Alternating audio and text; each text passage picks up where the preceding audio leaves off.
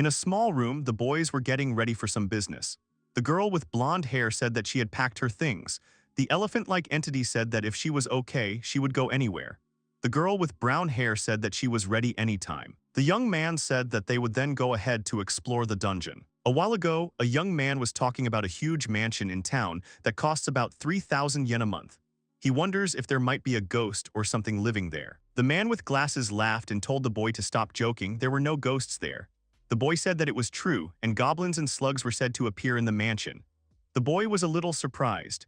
The man with glasses moved a piece of paper and told the boy to put his name and seal next to the check mark. The young man reads the papers carefully and thinks that this point seems a little dangerous.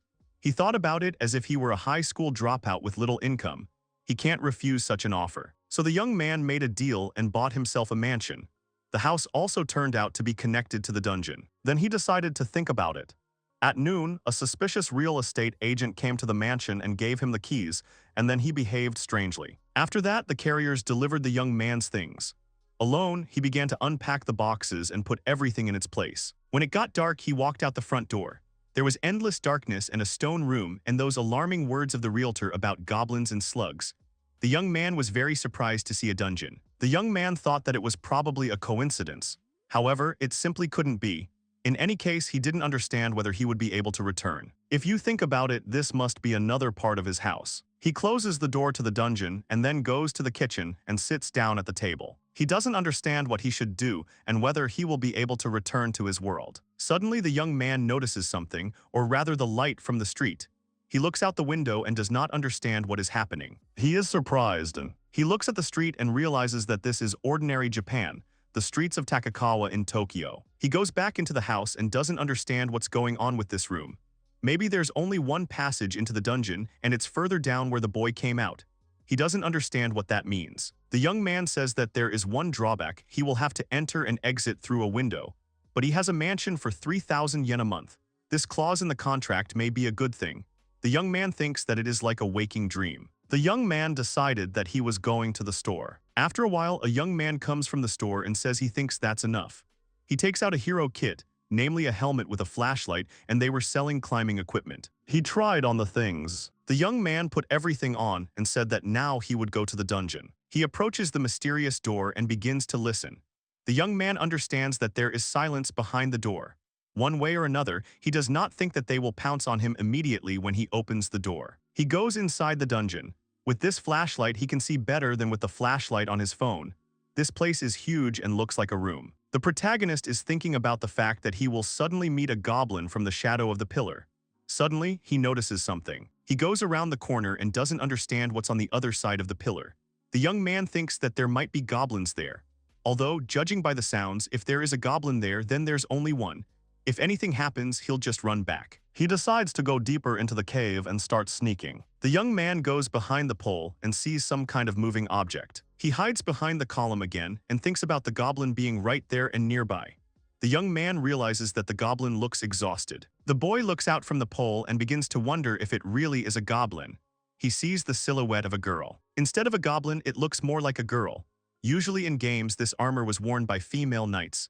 However, why is she not moving and crying? Maybe it's a trap, but if it's really a girl who can't move, he can't leave her alone. If he doesn't show courage now, when else will he get the chance? Even an ordinary village Japanese will do something when it comes to him. He thinks about how his grandmother always told him to help others. He looks around and realizes that there are no enemies nearby, and there is a strong metal door. The young man wonders what if the night girl is just a decoy. As soon as he gets close, the door will open and a crowd of goblins will run out. The young man picks up a pebble and throws it aside. He thinks that he must be careful. The pebble hits the girl's body. She starts to cringe in pain. The girl asks him to stop. The young man understands her speech and wonders if it is really Japanese. Although he does not fully understand the language, he can find out what she is talking about. He asks the girl if she is okay. The girl asks him not to come near. He wonders if the girl understands him. The young man says that he will come now. The girl shouts again for the young man not to come closer. The young man says that the girl cannot move now. The girl says she can move, but the young man understands that she cannot do this and says that he will help her now. The girl cowered and asked the young man to stop and not kill her. The young man was surprised, but then she continued and said that she was ready to clean, wash, and whatever it was, she would do it. The girl turned to Mr. Goblin and asked him not to kill her. The young man thought the girl thought he was a goblin. He looked at his helmet and realized that she would be blinded by his helmet flashlight. He decides to take it off and asks the girl to look. He shines a flashlight under his face and scares the girl with his grimace.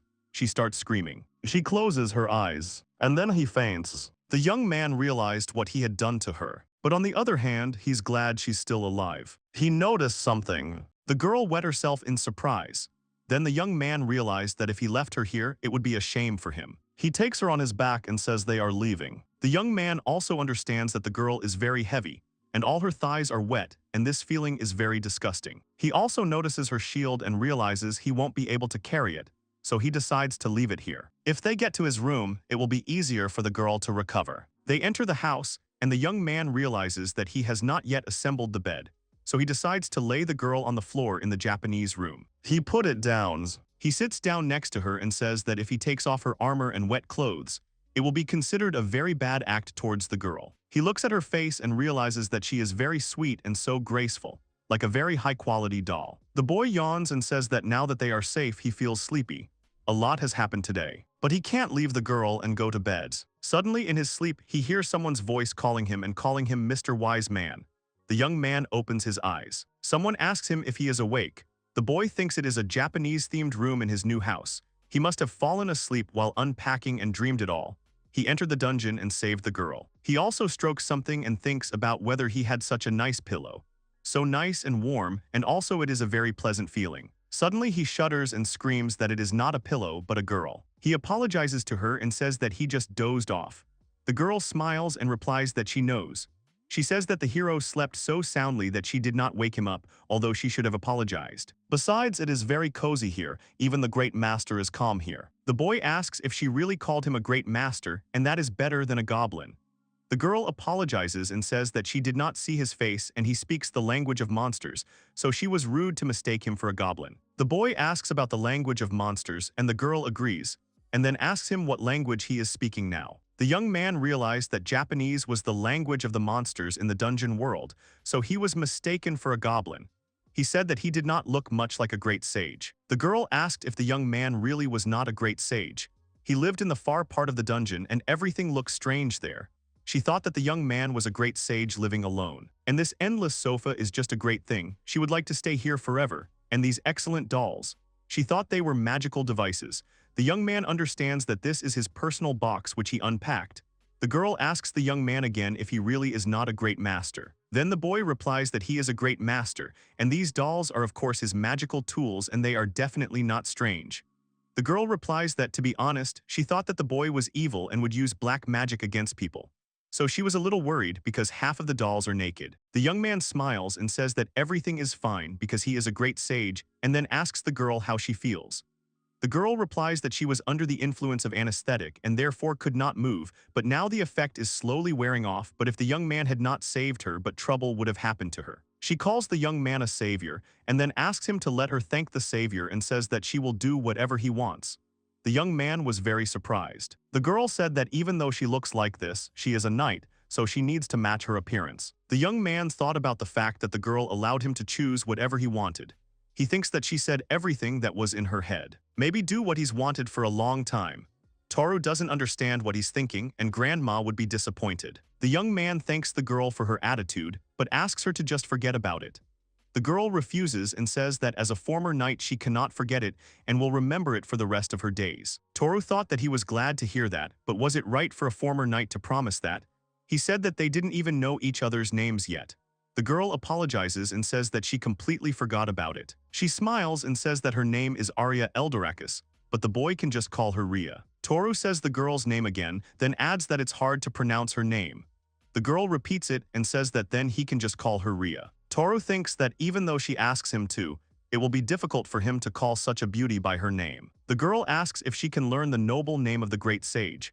The young man is surprised and asks if she is really talking about him. He himself thinks that in comparison with Eldorakis, the name of the great sage Suzuki will look strange.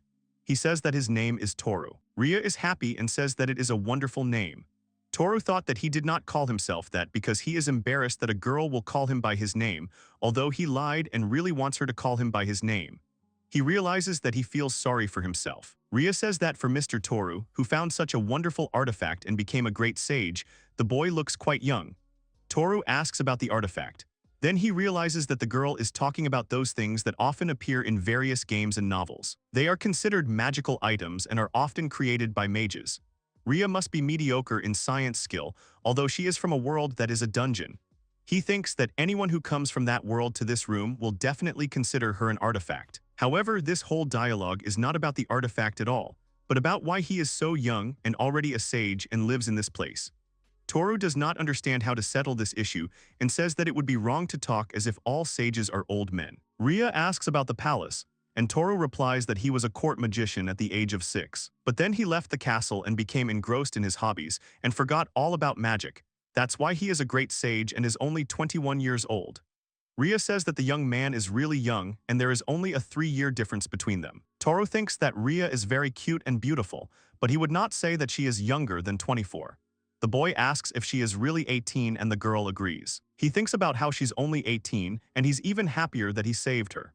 Then Toru decides to ask the girl if she was really lying down because of the monster's anesthetics.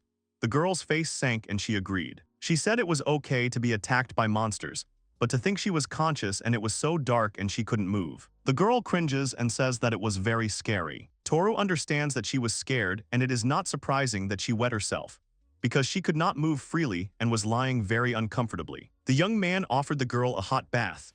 Ria responded with surprise, wondering if there really was a bath in the dungeon. The young man replied that everything was fine. He still wanted to offer her a bath as soon as she could walk. To think that the first person to use this bath would be a girl, he smiles and thanks the dungeon. He returns to the girl and thinks that all the negative effects have passed and she can move around freely. The young man says that he is already drawing a hot bath, so he asks her to wait a little. However, he notices her on her knees. The young man screamed and asked what this pose was for. The girl said that she was deeply sorry. The boy said that he would let her use his bathroom, so she did something indecent. The boy realized that she had just realized it. He said that it was okay, the girl couldn't use the toilet when she wanted, so it shocked him too, but there was no choice and he didn't blame her. The girl was surprised and began to examine the young man's clothes. She panicked and said that she was all wet.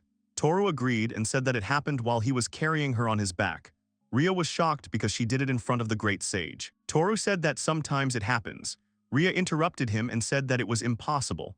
Toru thought that the girl was right and usually no one wets the sages. Ria started crying and said that she couldn't become a bride. Toru paused, then said that if that was the case, then he would have to marry the girl. Ria was surprised. She asked about what the great sage had just said and whether it was true. Toru thought that he should be more careful when throwing around such phrases. He apologizes to her. Suddenly Ria says if it was really a joke.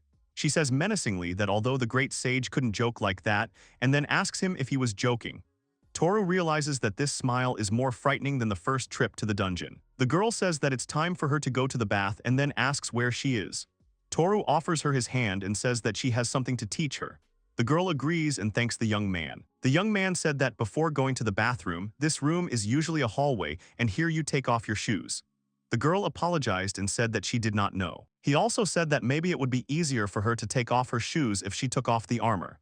Ria agreed. The girl then turned to Toru and said that she still couldn't fully feel her hands. She asks him if he could help her with the straps on her back. Toru agrees. He thinks that he is only helping to remove the armor, but his heart is pounding like crazy. Then they take off their armor and go to the bathroom. Ria is surprised and says that there really is a bath in the dungeon. She asks Toru what happened to his room where he lives.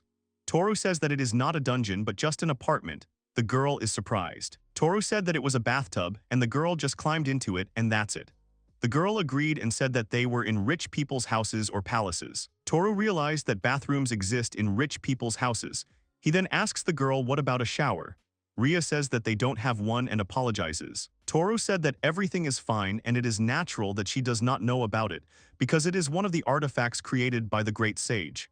The girl is happy. Toru says that it's very simple. The girl needs to turn the valve and hot water will flow.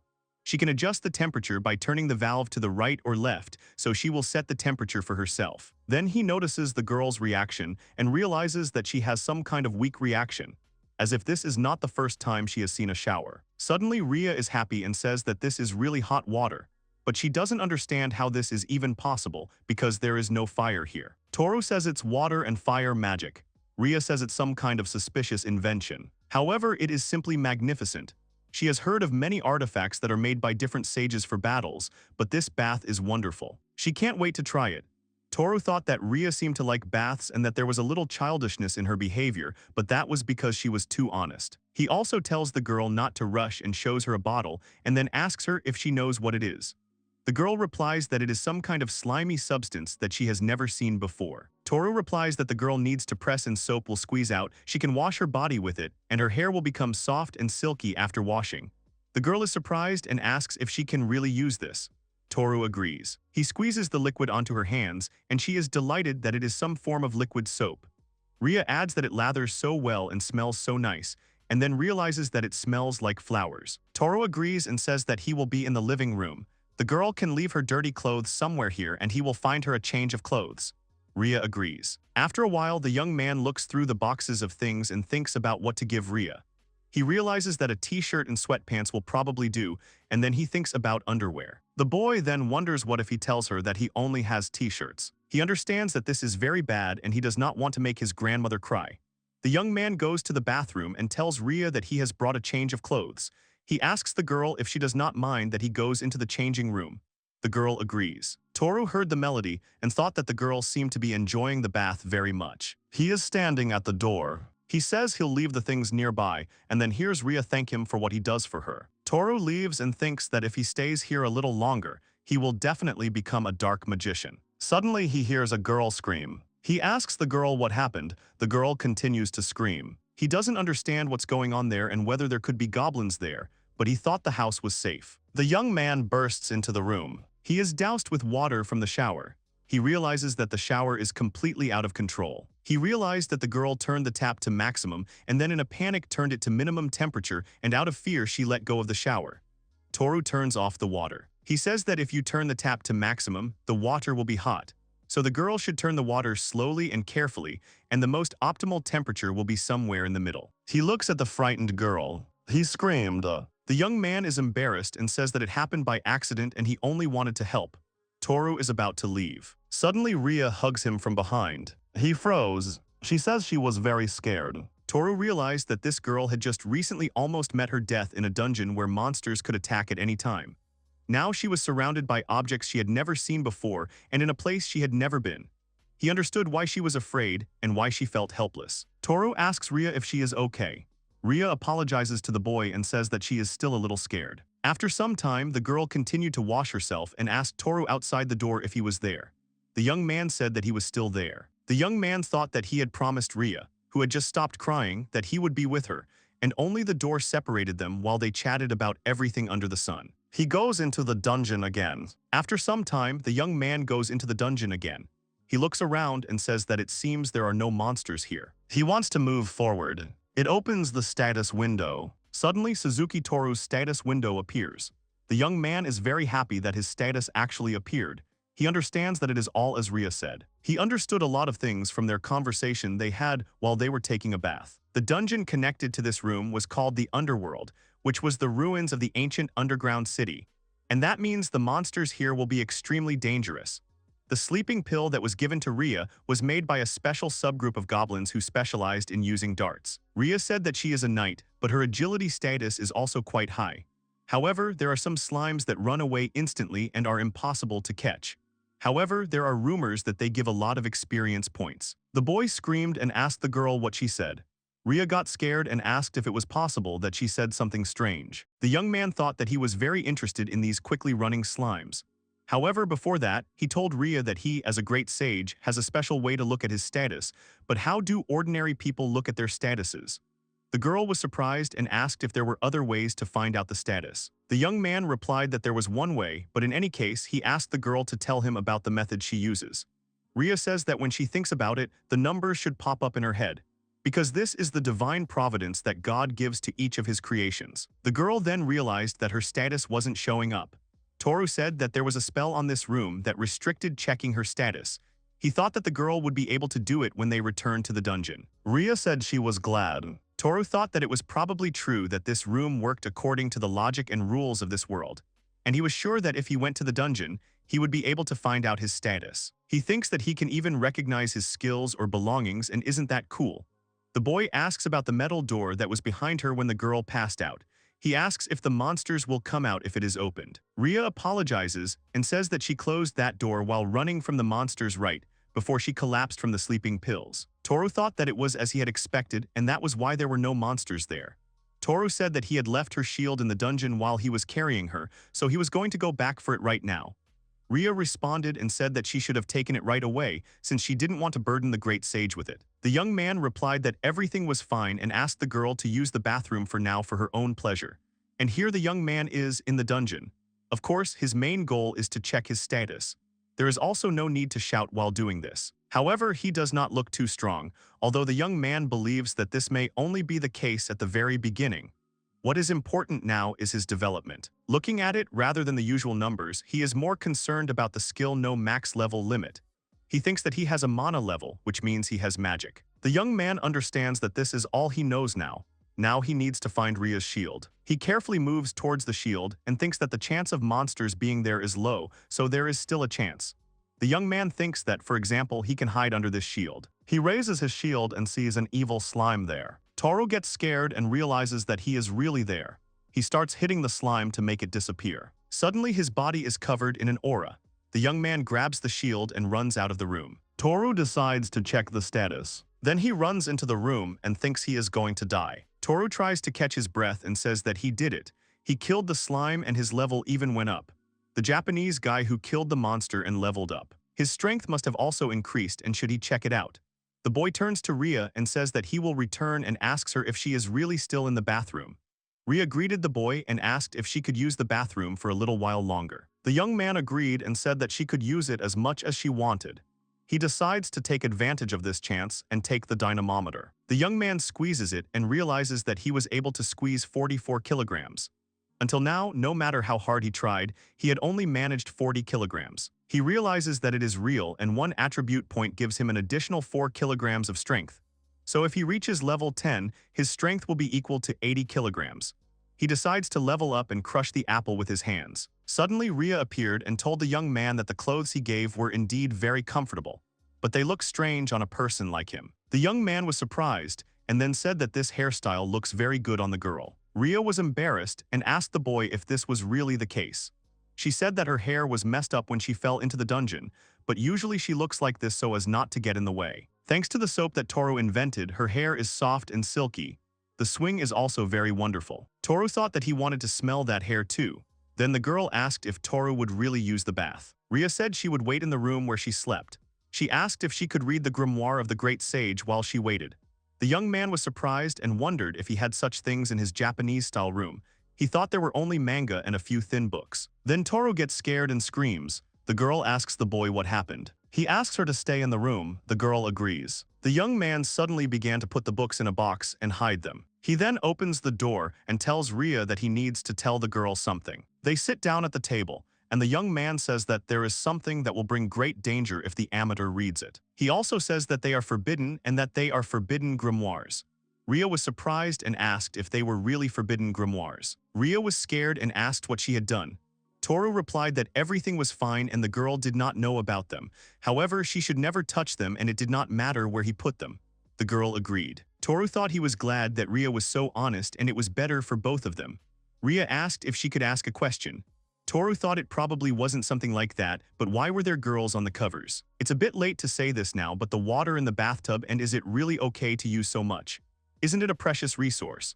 The young man agreed and said that everything was fine and the water was extracted from an underground spring. He thinks that it's a lie, but practically it's true. Ria said that it was water, and could she drink just one glass? The young man realized that drinking water was a very valuable resource in the dungeon. Ria didn't have anything with her, she must be really thirsty. Ria asked if it was really impossible. Toru said it was definitely okay. He gets up from the table and says that instead of regular water, he will offer her something tasty. He opens the refrigerator and gives the girl a choice. She asks what it is. He gives her some drinks and asks the girl if she knows anything about water and milk. Toru says that it is red tea and maybe the girl does not know anything about it. Ria agrees and says that it is a super luxurious item. Toru replied that he understood everything and the girl probably doesn't know about the steak either. The girl agrees. The girl looks at the carbonated drink and asks the boy if he is going to drink it too. Toru says that if the girl is not going to drink it, she should just leave it there. He also says that he will go and take a bath. The girl answers if everything will be okay to give her so many precious drinks. The boy says that everything is fine and he should just tell him his thoughts later. After some time, the young man is in the bathroom where Ria was. After some time, he comes out of the bathroom and says that he has refreshed himself. Toru thinks that so much has happened that he forgot to eat dinner. He says that Ria also seems hungry, so he should do something. Then he notices Ria. The boy told the girl that she could keep the drink if she didn't like it. The girl replied that she would drink it all and that she wasn't a child who couldn't take her medicine. He also said that the cola tasted a bit like medicine. Ria asked if it really wasn't medicine. When he drank it, the remaining numbness in her arms and legs instantly disappeared. The young man said that it was nothing to worry about and that cola was medicine. Ria said that the Great Sage's artifact is truly excellent. However, it is a sleeping pill, requiring a medium level of dispelling technique to fully heal. Toru thought that maybe cola is a panacea in another world.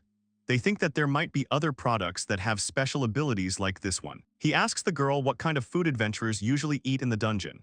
Ria says dry bread like a rock and some crumbly pieces of snow-white fish marinated in salt. She is grateful for any food she can find in the dungeon, but it doesn't taste that good. So she soaks them in soup to make them soft. That's how they become edible. Toru realized that the girl was having a hard time. Ria said that if you think about it, it really is a nice smell. She asked the boy what he was doing. Toru said he was making dinner and asked if Ria would be there. Although he looks like that, cooking is his forte. He works in the kitchen of a family restaurant. Ria asked if it was okay to use his precious food rations in the dungeon and even drinks. Toru told the girl not to be impolite. If she didn't eat, she wouldn't feel well. He had already started preparing 2 portions of food and he couldn't eat in front of a hungry person. Then the girl asked Toru to wait a minute. She stood up and ran to the side. Then the girl comes out and tells Toru that it is embarrassing, but that is all she has. She gives the boy some coins from the bag. She says that she understands that it is not enough to repay him, but she asks the boy to accept it. The boy realized that these are gold and silver coins. Toru said that the girl should not pay for it. Ria replied that she could not accept it. Toru thought that in the worst case, he could not accept money from a needy girl. She needs to find a good reason. Toru says that he is a great sage, so he lacks money, but he hid in a dungeon far underground. He asks the girl to tell him what's going on up there. Ria says she definitely doesn't mind, but it's an unfair deal. Toru asks if the girl could help him create artifacts. He thinks she could help him with something, it's not an artifact. Ria said that if everything is okay, she will help. She says that it is awkward, but she is a little attached to money. Toru laughed and said that this way it will be beneficial for both of them. Ria thanked Toru. After a while, dinner was ready. Ria was surprised and asked if the young man had finished, even though these were such intricate dishes. They smell very nice and look very tasty. Toru thought that it was just a premium hamburger steak and rice cooked in a microwave with some personal touches and a salad that he made. He was also very hungry, so he made something very quickly this time. Suddenly, the girl's stomach began to rumble. The young man laughed and asked her to start eating. The girl asked how they could eat it. Toru said that the girl could cut the cutlet with a knife and put it in her mouth. He says that the girl can cut out the fried egg that is on top.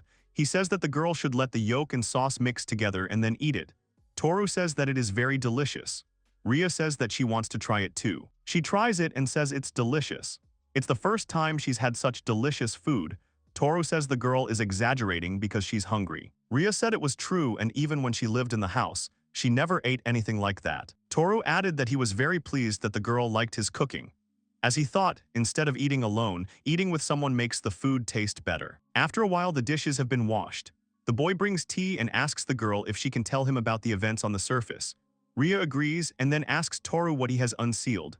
The boy replies that after the meal there are desserts or tea cakes. The girl tries the dessert and says it's delicious.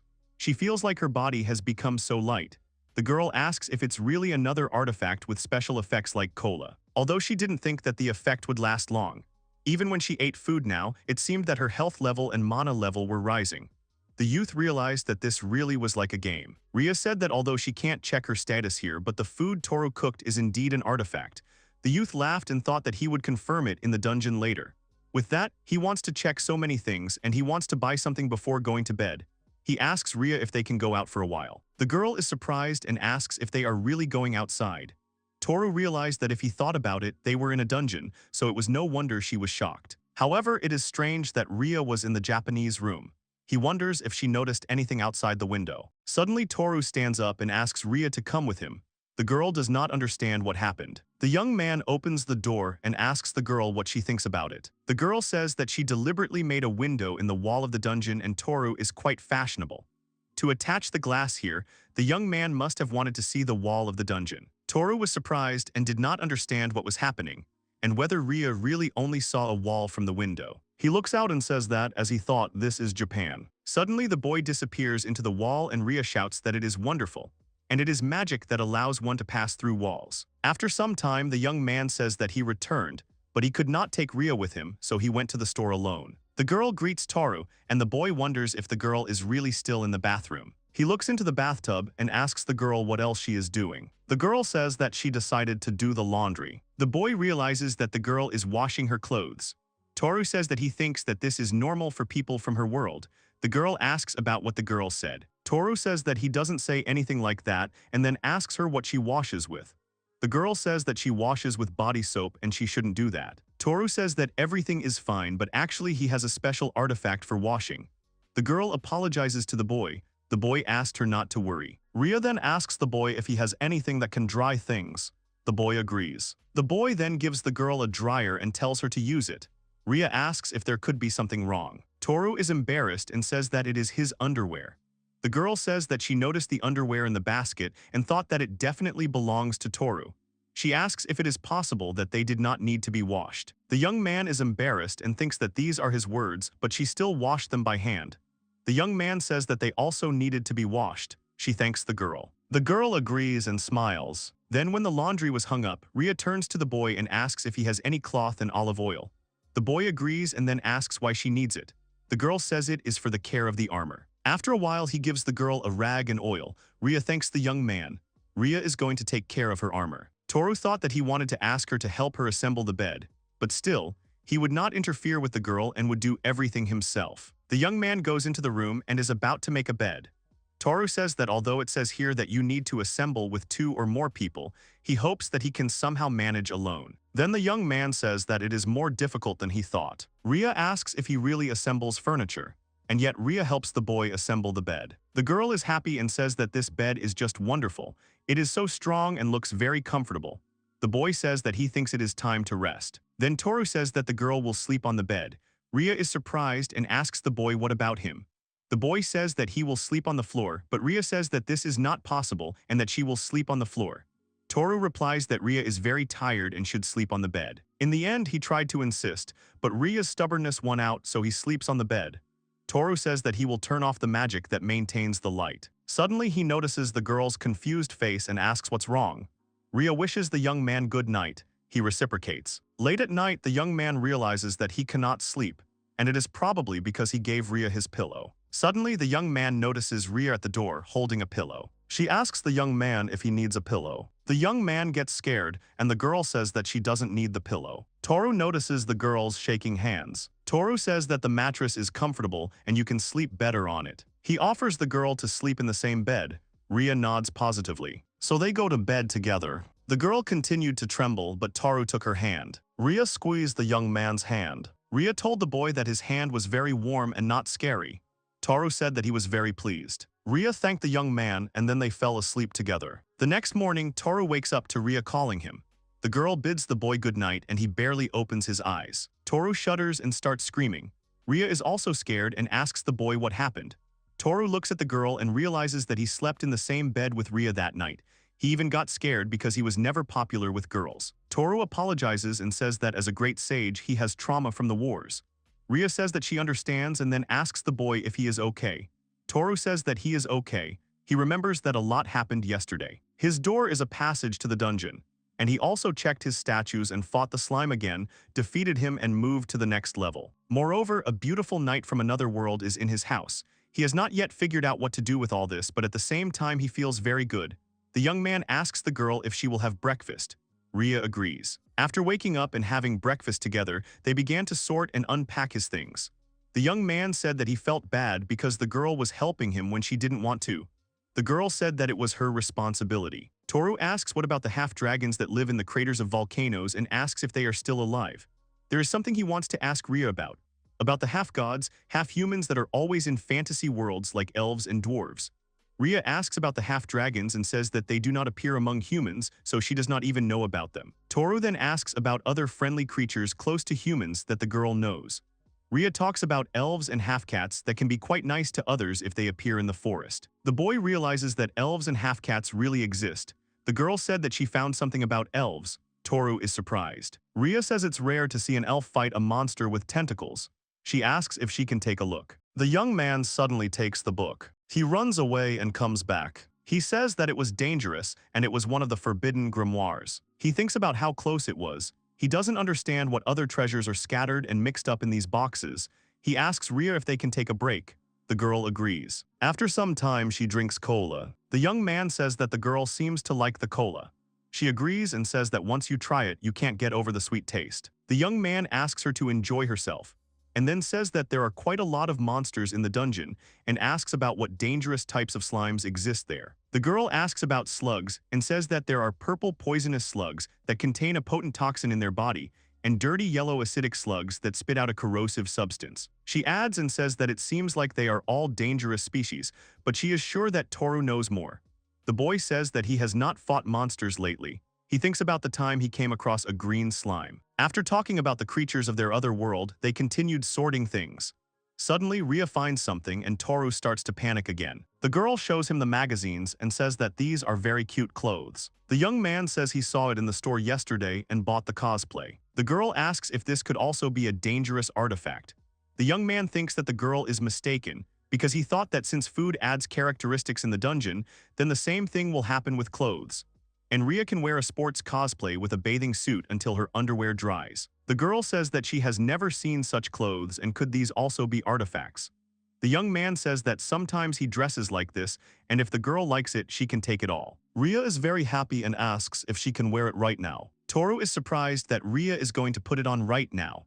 The girl says that she ran to the locker room. Toru couldn't believe that this whole situation was real. After a while, Ria comes out and asks the young man how he likes the clothes and if they suit him. The young man is silent. He thinks about how these tight shorts highlight the shapes and volumes and how these curvy hips are so noticeable. He also thinks that he wants to lie on the girl's lap, like on a pillow. Ria hears his thoughts, which greatly embarrasses the young man. The girl says that her underwear will dry, but it is not as beautiful as these clothes. When it got dark, they finished packing and they also had lunch and a break. He asks the girl what she is going to do. He asks the girl if she really can't go back now.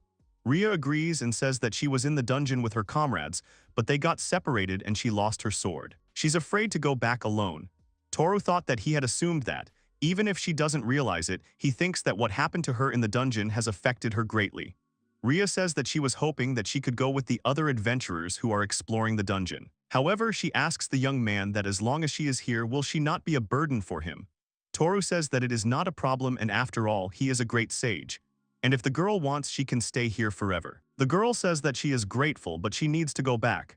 She then asks if she can come and see Toru again. The young man agrees and says that the girl can return at any time. The girl then asks if she can use the bath. Toru agrees. The boy then says that while Ria is in the bath, he will go to the dungeon. The young man thinks that there are no monsters to be seen here, and he is not even worried that goblins might appear. Ria said that monsters usually shouldn't appear unexpectedly, but he doesn't understand why that slime appeared even though he checked the entire room. Slugs can grow as big as a fingernail, or they can reach such a size that attacking a person will not be a problem for them. Small slugs run away to hide and grow to the required size there. To confirm his guess about the special effects of food in this world, he brought some bulk food that he would try here. He understands that food from this world has an effect to increase individual statuses and increases characteristics by 50%. There is food that does not give anything, but this food can give effects from the previous food eaten, or even restore health. He decides to take a look at his current stats. Then he decides to see what effect the stats increase with the power measurement device. He is happy because it turned out to be 64 kilograms according to the calculations. As he thought, the indicators work in real life too. He wants to become stronger, so he tries to find some slugs. Suddenly, he notices a small slug. The young man realizes that it is so small that even if he kills it, the experience will be worth nothing. He thinks that he will wait until it grows up and then kill it, although if he does everything right, the slug can reproduce. You can raise monsters and then easily get high levels. Later, when he gets home, he decides to pour water and put some leftover food in it. He also decides to make holes for air. He realizes that the slug is white. Purple and dirty yellow are dangerous, so it's even better that it's white. The boy looks at the container and says that this slug is so cute, and he can find another slug better. He doesn't know what Ria will think if she sees this. She was on the verge of death in the dungeon, and she is still afraid of monsters. Suddenly, he hears a girl coming out of the bath. He understands that he needs to hide the slime as quickly as possible. He decides to hide it in a box of manga. He puts it here because it is safer here, and he forbade the girl to touch this box. He asks the slime to sit here and read the forbidden grimoires. A girl comes into the room and asks Toru what happened. Toru replies that it's nothing special. The girl says that if anything happens, the bath is free and the young man can go. Toru thanks the girl. He is lying in the bathtub. The young man says that, to tell the truth, it might be dangerous to keep something from another world here, and if Ria sees it, it won't be very good. He decides to take this slime back to the dungeon. The young man takes out a container. He realizes that the lid is ajar and didn't he close it. The girl calls the boy and asks the boy where he is going. Toru says that he is going to the dungeon and will be back soon. After some time, he comes to the dungeon and leaves the slug. The young man tells him that the slug needs to come back here. He will bring him tasty food and a bigger house, so he asks him to enjoy it. Then the boy comes back. The girl asks him what he was doing there. The boy replies that he was doing nothing and asks her if she knows anything about white slugs. The girl replies that she heard that they are an endangered species. The boy is surprised. Ria adds that it is a rare, non-aggressive type of monster, but no one has seen one for the last 20 years. The young man understands that the slug is very rare. He understands that since it does not attack people, it must be brought back. The young man tells Ria that he needs to go underground again for a while. The girl asks him to be careful. Then the young man comes to the dungeon and notices an open box there. He realizes that the white slime is not there, and then he sees some kind of figure. He sees a figurine of Kakon Muro. He says that this figurine is so soft and smooth that he really enjoys touching it. He doesn't understand what it's doing in the dungeon, and maybe it got caught on his clothes and fell here, but he doesn't remember if he bought such a figurine before. The young man puts the figurine in his pocket and says that nothing comes to his mind. Then he realizes that he can't see any trace of the white slug. He finds another one and says that it's not as cute as the white one, but he has no choice. He wonders if he can even hold it, and then it bites his finger. Toru says that this slime bit his finger. He says that it is not cute at all.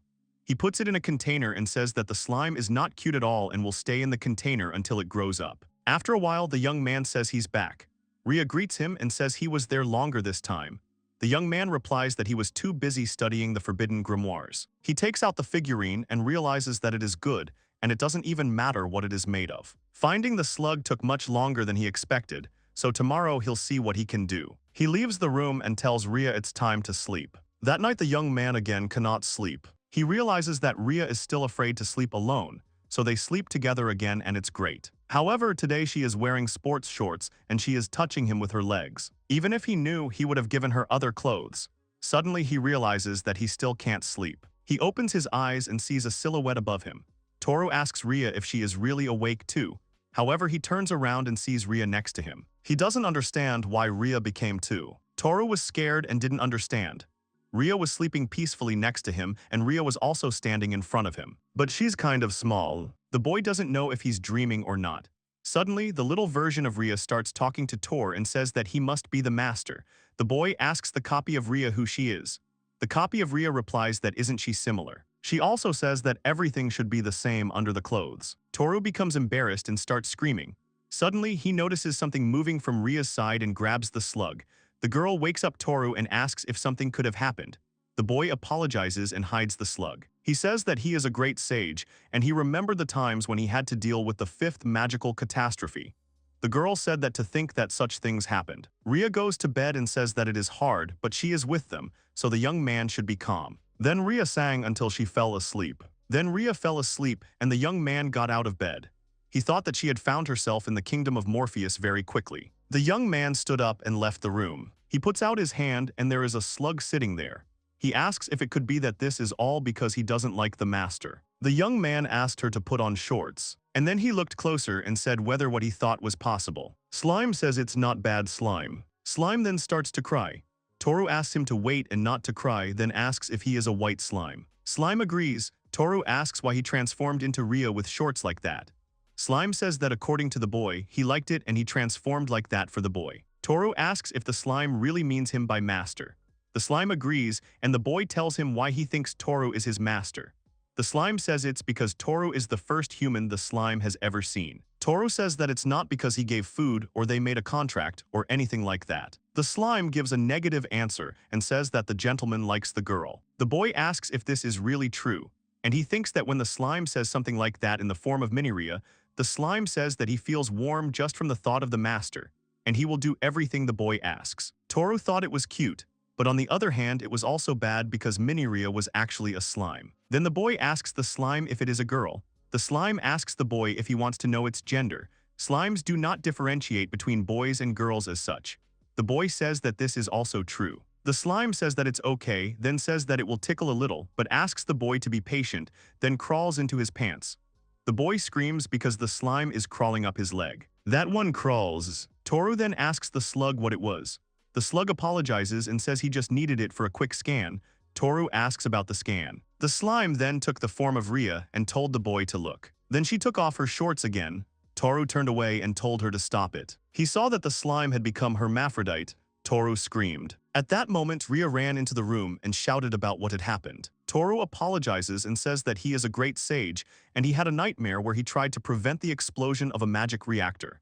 He didn't even understand how he ended up here. Ria said that everything would be fine and she would sleep with him. Then they went back to sleep and Ria fell asleep first. A few minutes later, the boy left the bedroom again. The slime apologized to Toru and said that she just wanted to show that slimes do not have a gender identity. Toru asked her to choose one gender. The girl said that she understood and would follow all the master's orders.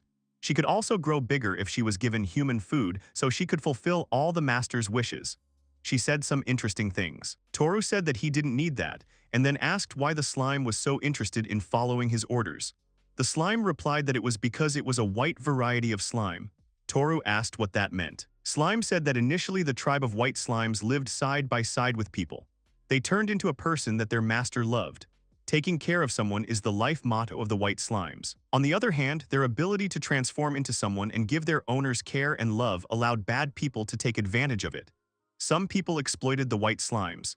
Then they decided to go underground, to places where no one lives. But she believes that not all people are bad, so she left her friends and went on a journey. Toru realized that the first person she met was him. The slime agreed and said that the fact that she met Toru makes her happy. Toru thinks that only he is a person from another world. However, the ability to turn into anything as he grows is very interesting. He tells the slime that he will give it some food and it, in turn, will help him. The girl asks if this is related to naughty things. Toru is embarrassed and then asks what food she would like to try. Ria says that all human food is delicious and adults say that it is healthy. Toru realizes that they are sharing information about people between themselves. Toru says that he will cook something then. The slime thanks the young man. After a while he made a slime salad.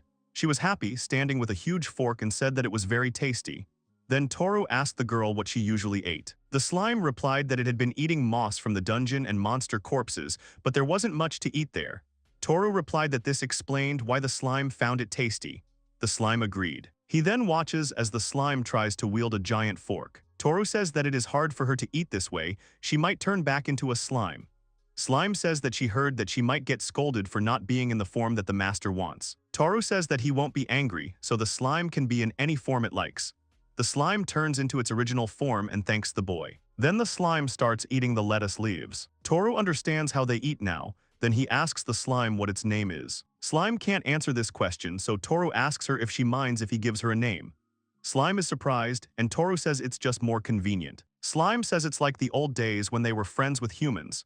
She heard that many of them were given names. Toru thinks about it and asks what about Shizuku since the slime is so round and transparent. Slime says that it's a very cute name and she likes it. Toru is happy and says that they will call her Shizuka from now on. Toru then tells Shizuka that she has grown. Shizuka says that the boy is right and she has never heard that they can grow so much by eating human food. Toru thinks that this food has a special effect.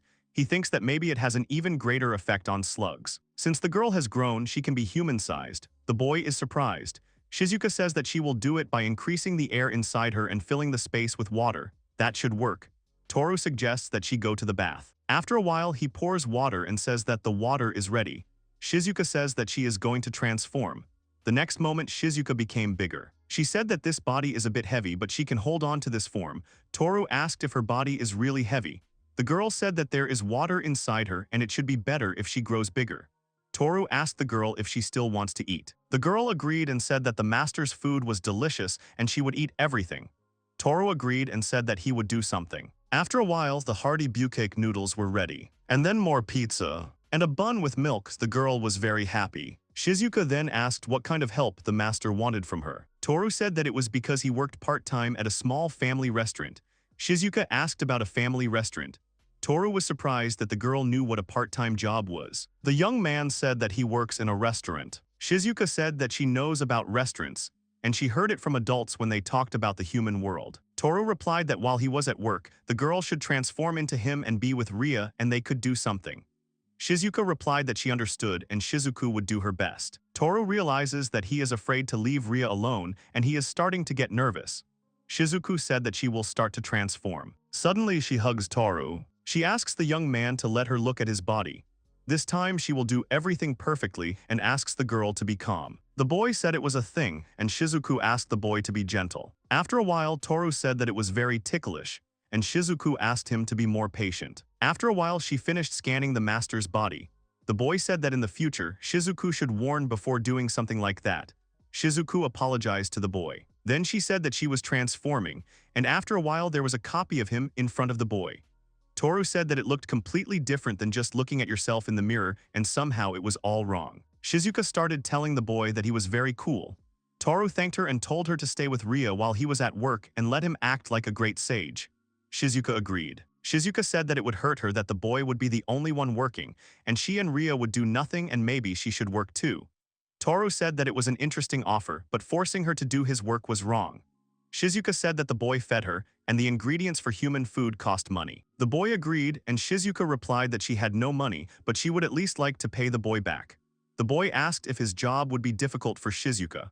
The girl replied that she thought she could handle it. The girl asked if she could take the ingredients. The boy agreed. Then Shizuka started to quickly cook something. She said she used plain bread to make an authentic bread pizza. Toru was surprised that Shizuka had prepared one of the dishes he had made recently, and it looked exactly the same. He tasted it and said it tasted great. Shizuka was happy and said that she did a full scan. She also copied the memories and she can also copy the behavior pattern. Toru thought that Shizuku copied his mannerisms perfectly and quickly. He didn't know if the dungeon would disappear when he went to work. If it was possible, he wanted to switch places once or twice. A young man asks Shizuku if he would like to let a girl look at his work. Shizuku agrees. The boy said that she no longer fits in his pocket. The girl asked if she could use Ria's appearance. The boy said that at work, only staff are allowed in. Shizuku replied that it was okay as long as no one saw her. She could transform into clothes, so she offered the boy to wear them. It will turn into clothes and the only thing the boy will need is to put it on. Only he will need to undress completely. Toru understood and said that it sounded interesting. Then the young man undresses, and he thinks that being naked in front of others is even very embarrassing. Shizuku apologizes and begins to wrap herself around Toru's body. The next moment she turned into clothes. Toru said that it really looked like real clothes no matter what it was in front of him. He felt some kind of viscosity all over his body. Suddenly Shizuka grabbed the boy. She said that he was very sorry and that part of the body looked attractive. He asked to stop. Then the young man felt cramped and asked the girl to give him more space. Then they went out into the city. The girl said that she had heard from friends, but the outside world was really different. She also told the boy that he was indeed from another world. Toru said that he would explain everything to her later, but now he asked her to remember the main part. He points to the car and says it's like a horse. They get to another place on it, but the speed is completely different. If it hits you, you can die, so you have to be careful. The girl said she'd seen it in a book before. Then she said that there was no one around. Toru replied that it was midnight. He also added that they were on a pedestrian path and there was a part for cars. He also pointed to a traffic light. Then they reached the place of work and said that now he will go where he planned, so Shizuka should not do anything like that. Shizuka agreed. They were met by a girl who greeted Suzuki. The young man apologized for having to ask for time off so suddenly, but he would start from tomorrow. The girl said it was no problem. Then the girl asked what about the house and if there were any ghosts there. The young man said that no ghosts had come out yet. He thought that the night girl and the slug had appeared. The girl then asked the boy what had made him come there in the middle of the night. The boy said that his work shift was tomorrow, but he wanted to clean out his locker. The girl called him diligent and said that she had never seen a young man so eager to work. Toru replied that he had always enjoyed working there. The girl added that he was an excellent cook. Then the young man asked who was in the kitchen today. The girl replied that originally it was supposed to be Segawa, but he had an urgent meeting, so the manager was working. The young man decides to say hello to the manager. He goes into the kitchen and greets the man. He asks Toru if he can go out later today. The young man agrees and says that he just happens to have a work shift. The manager replied that it was a relief. He had heard that the young man had moved to a hellish place. There had even been a rumor that the young man would not be able to come here again. Toru laughed and said that it was no wonder that the young man had heard about it. The boy then said that he wouldn't be able to teach Shizuku anything in front of the manager. He turns to the manager and thanks him for letting the boy leave so suddenly, and then asks him if he can work for a while. He also adds that the man can rest for a while. The man replies that he would be ashamed, since it was the boy's off-duty shift. Toru replies that everything is fine and that he also wanted to prepare for tomorrow, but first he would change his clothes. In the locker room, the boy shows Shizuku his work uniform. The girl asks if she needs to change into such clothes. He agrees. Soon, Toru's clothes take on the form of a cook's work uniform. Toru goes out and tells the manager that he can take a rest. The man thanks him and says that he will accept his offer and come in 30 minutes. Toru thinks that the manager is a timid person, so everything will be fine as long as he is in his work uniform. The young man tells Shizuku that he will teach her how to do everything according to the menu, and there is a detailed instruction on the wall. He asks Shizuku what she thinks. The girl replies that she remembered everything. Suddenly, a girl ran into the kitchen and said that a group of teenagers had arrived. Toru thought that this was not just a group of teenagers but nasty hooligans. They like to act tough, order a lot of people, and then cause trouble. The boy asks where the manager is. The girl replies that he is usually outside, but he is not there. She asks the boy if she can rely on him. Toru says that it's not like he planned to work today and for free, but since he offered, he should help. Shizuka asks the boy to let her do it. The girl asks the master to simply watch her. Toru realizes that his body is moving on its own and that Shizuka is controlling it. Then the girl starts cooking and Toru thinks that it's just impossible. The dishes were cooked perfectly. The boy is surprised and says that the girl really remembered everything. He tells Shizuku that it was a great job and the girl thanks him. Toru realizes that if this is how things went, he can leave everything to her. After some time, they finally returned at 5 o'clock in the morning. The young man says that to think that he still has to go there at 8, he won't be able to sleep well. Shizuku suggests that Toru stay there with Ria while she goes to work. The boy says that he can't do that, he has to be the one who works. Shizuku then asks if she can sleep with them. Toru agrees and asks Shizuku just not to wake Ria up, as she shouldn't see her. Shizuka lies down between Toru and Ria. She says that the master's bed is very warm. This is how they fall asleep.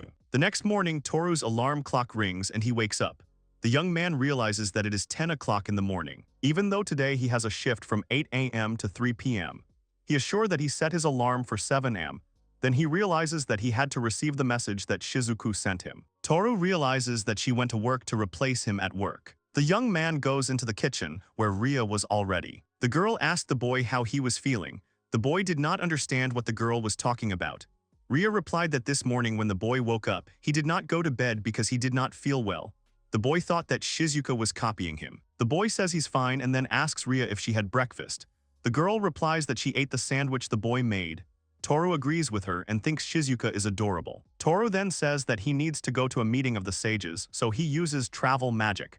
The girl wishes him a good trip. After some time, a young man in a hat, glasses, and a mask comes to his work. Tateshi meets him and asks with fear if the young man needs a table for one. Toru realizes that Tateshi is working today. Although she is a cool and calm, pretty high school girl, she is confused by his appearance. And not without reason. If he had come as usual, there would have been 2 of him. He asks for a table for one. The girl shows him in. The young man understands that she has seated him at the farthest table and that it is even better for him. He orders a set of different types of meat. The young man looks around the restaurant and sees that there are no obvious concerns. The menu looks good and the customers are happy. Shizuku must be doing well. The girl brings a set of different types of meat. The boy thinks that Shizuku cooked it perfectly and even looks pretty. The boy tastes it and presses the button to call the staff. Tateshi approaches the young man and asks what is wrong. The young man asks to call the chef. Tateshi is embarrassed. Toru realizes that as he suspected, it's written all over her face what he's talking about, and this is just a regular family restaurant.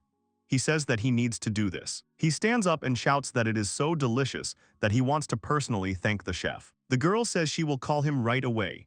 Toru thinks that a person who asks to call the chef of a family restaurant will be discussed for a long time. After a while, Shizuka comes to the table and thanks the customer for waiting. She recognizes her master and begins to get nervous. Toru said that the dish was very delicious, and then he got up from the table and said that he would wait for Shizuku in the restroom. She hesitated. In the toilet. After a while, the boy starts yelling at Shizuku about what she's doing. Shizuku apologizes and says that everyone will understand if they get out of here. Toru says that it's no problem and he'll do the rest of the work today. Shizuku asks if it will be a big problem for the master. The boy says that it won't be a problem because she did it for him. He offers her to exchange anyway. He will come out first, and the girl will come out later after she has changed her clothes and she can finish the meat.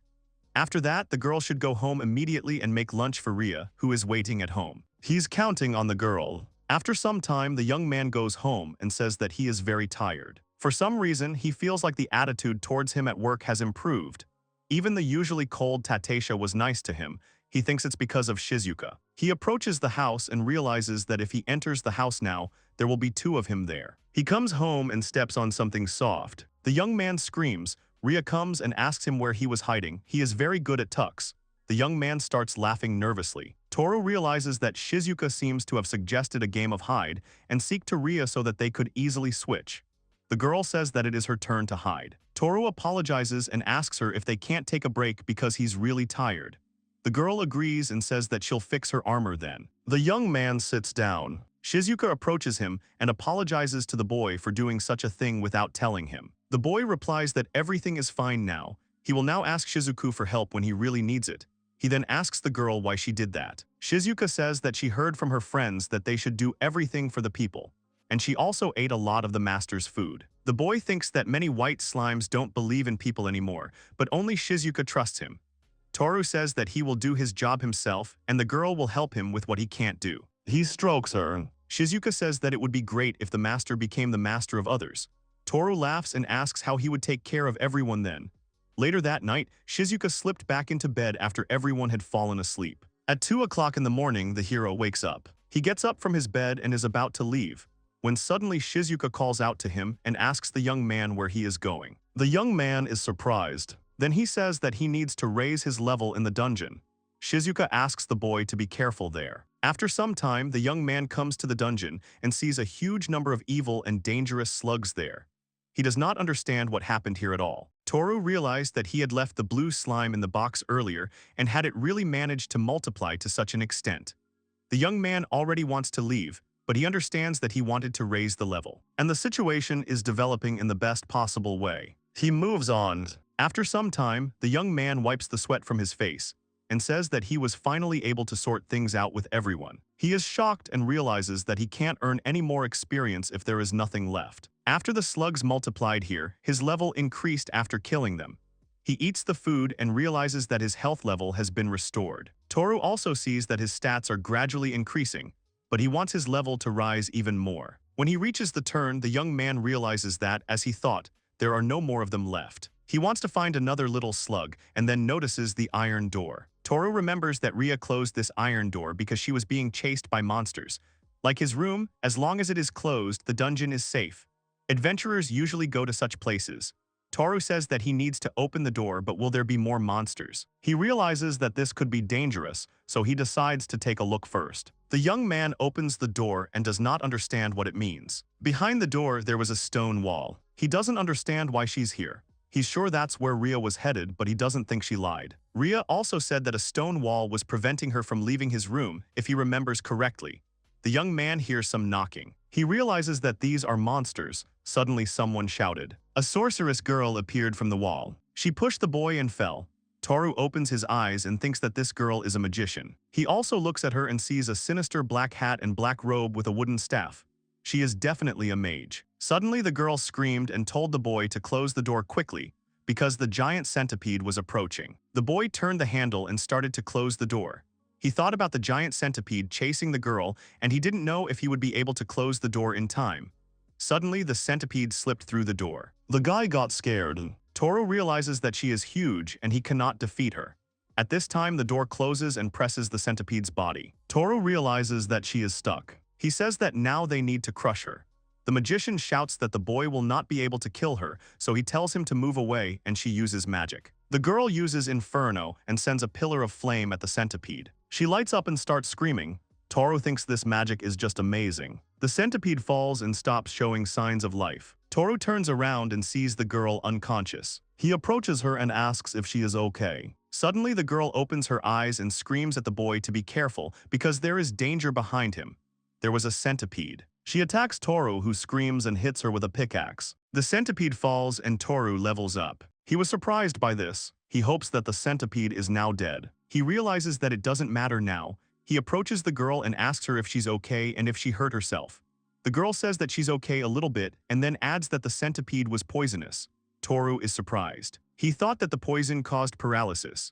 The girl added that it led to a slow death from which one could save oneself with the help of healing magic, but she did not think that in this situation it was possible. The girl was breathing heavily and said that just thinking about how she would die in such a place and how terrible the end would be. Toru decides to open his backpack and give her some cola. He remembers that cola cured Ria of her paralysis, so he thinks it will help the mage too. He hopes that it will neutralize the deadly poison. He asks the girl to drink cola. Then he realizes she doesn't have the strength to even take a sip. He scoops the cola into his mouth. And then he gives it to the girl and thinks that this is the only way out. The girl starts coughing. She is surprised that her body has healed. The young man says that it is a panacea, so he offers her to drink more. He is not sure that cola is the same as panacea in their world. However, he said it confidently so as not to be suspicious. The girl started drinking more and said that this black water really cured the poison. She says that the water is sweet and also tingles.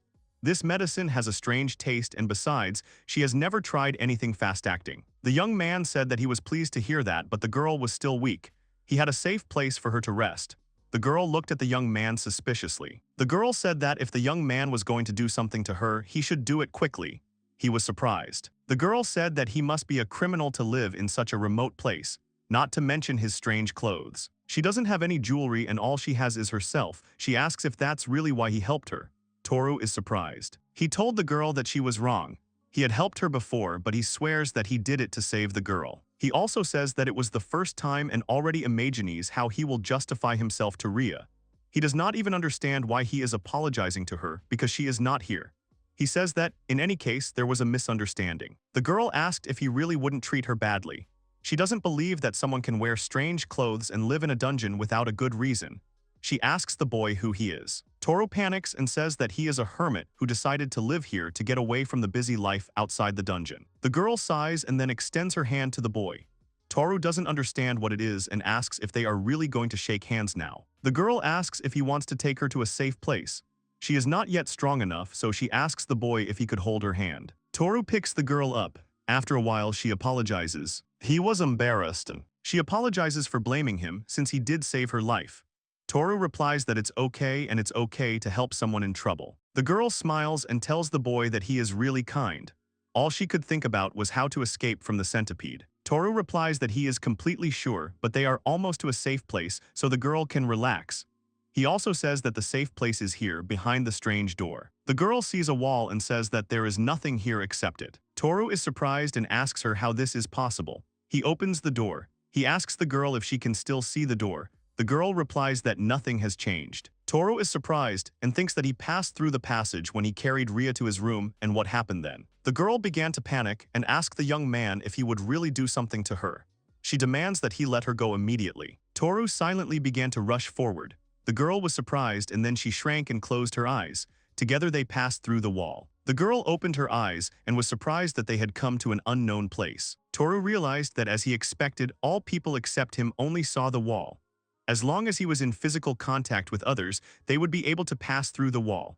So the back of the iron door and the windows could be used as an entrance. Suddenly Shizuku appears and greets the owner. The girl was surprised that there was a white slug here. Shizuku agrees and says that she is a white slug. Toru tells Shizuku that the guest is a mage and that she is currently feeling ill due to the poison. So she asks Shizuku to take off her shoes. The girl agrees and pulls off the magician's boots. The girl says she took off her shoes. The boy thanks Shizuku and then they go into the room. After a while, the young man asks the girl how she is feeling. The girl replies that she is fine but just very surprised. Just think that such a strange room exists in the dungeon, and even a rare white slug here. She looks at the boy and asks if he is really a great sage. She then says that she is really interested in the boy now. She smirks and then starts to take off her clothes. The girl takes off her robe. Toru thinks that he wanted to tell her in the dungeon, but her clothes are a little revealing. Then she takes off her hat and elven ears appear from under her hair. Toru asks the girl if she is really an elf. The girl says that she is a high elf and asks him if he really just noticed. Toru says that this is his first time seeing a high elf. The girl is surprised and says that it is amazing that he is meeting an elf for the first time. Then she says that men love them. The girl hugs Toru and says that she is not the kind of elves who likes to be in debt. But now she can't give the young man anything, and she's still interested in him. That is why she can offer herself in gratitude, but only in gratitude. Toru asked her to stop and said that Shizuku was peeping. Shizuku was embarrassed and asked if they really wanted to be alone. If so, she would blend into the floor so they could ignore her. Toru looked at the girl's curves and thought that although Ria's were also big when he saw her in the bath, these were too big. He also remembered that Ria was sleeping in the next room. The next moment, a sleepy Ria entered the room and asked Toru what happened, and he woke up at such a time. Silence fell in the room. Toru told the girl that it was not what she thought. Suddenly, Ria screamed and asked if the girl was really the lonely sorceress Dato. The sorceress asked if it was really the omnipresent Night Arya. Toru was surprised. After some time, Ria, Toru, and Dato were sitting at the same table. Everyone was silent. Toru asked the girls if they really knew each other. Ria said they did, but Dato said they were strangers. Ria replied that she always invited the girl to her group. Dato replied that she always refused. The girl always picks on little things and gets in the way. Right now she had a great atmosphere and the girl interfered. The girl said that since Dato reminded her, what she did with Toru was something indecent. Dato asked something indecent and asked Ria what she wanted to say. What she did was normal for humans. Then she asks the girl if she hadn't had anything with the boy. She asks Ria if she is jealous and that makes her horrible. Ria asks the girl to stop. Toru realized that they were obviously not on good terms. Toru turned to the girls and asked them to calm down. He also told Dato that she was hurt and it would be better if the girl went to bed. And he and Ria will go to the living room. Ria said that it was a good idea, but Dato added that it was a bad idea. It was not nice to let the sage sleep in the least comfortable place of his own home, and then asked Arya how she dared to call herself a knight. She added that it was obvious that they should sleep in the living room. After a while, Toru was lying in his bed, and thinking that this was the first time he had slept alone since he moved into this house. He explored the dungeon after moving here. Then a night girl came to live with him, and now there's a sorceress here. The thing is, they're both beautiful and in normal life he wouldn't even dare to look at them, but they respect him as a great sage. He doesn't even believe it. He's not even a sage or anything. Then he turns over and sees Dato there. The young man shudders and gets scared. He asks the girl why she is in his room, because she should have been sleeping with Ria in the living room. Dato said that Ria had just fallen asleep. She was surprised at how quickly the girl fell asleep, just like a child. However, she asks Toru about what he said, that he is not a great sage. The young man realized that he said it out loud. Toru replied that he was not a great sage and that it was just a lie. The girl asked him why he was apologizing. The boy replied that he had deceived the girl. Dato said that she didn't care whether Toru was a great sage or not. It wouldn't change the fact that the boy saved her life. That's why she thinks the boy will be glad to see her. Toru asked what the girl meant. Dato said that the boy shared his secret with her, so now it was her turn. She said the truth is that she's never done something. Toru was surprised and said about the girl's clothes. Dato replied that it was normal and nothing could be done. Elves live long and their desire is quite low. Then the girl asks the boy just not to tell Arya. The boy agreed, and the girl told him to call her Dato and she will call her Toru. The girl then turned to Tor and said that this room was full of things that even she, a high elf, did not know about. She asked what kind of room this was. Toru said that this room is connected to another world. Dato replied that this was not a magical room or a phantom world, not even a royal residence. She did not even believe that another world existed. She found it unbelievable. The young man says that he didn't even believe that another world existed before. Dato told Toru that it was a little confusing. She asked Toru why he spoke the language of monsters. When she met him, the boy looked suspicious. Toru answered that this language was spoken in his country. It seemed that for their world, it really was the language of monsters. Dato answered that it was some kind of coincidence. Toru thought it was so strange. He didn't understand how Japanese became the language of monsters in another world. He said that Ria had said so and then asked the girl how she could speak the language of monsters. Dato replied that goblins and orcs, technically every monster that has intelligence, communicate in a fight. For this reason, understanding their language is an advantage.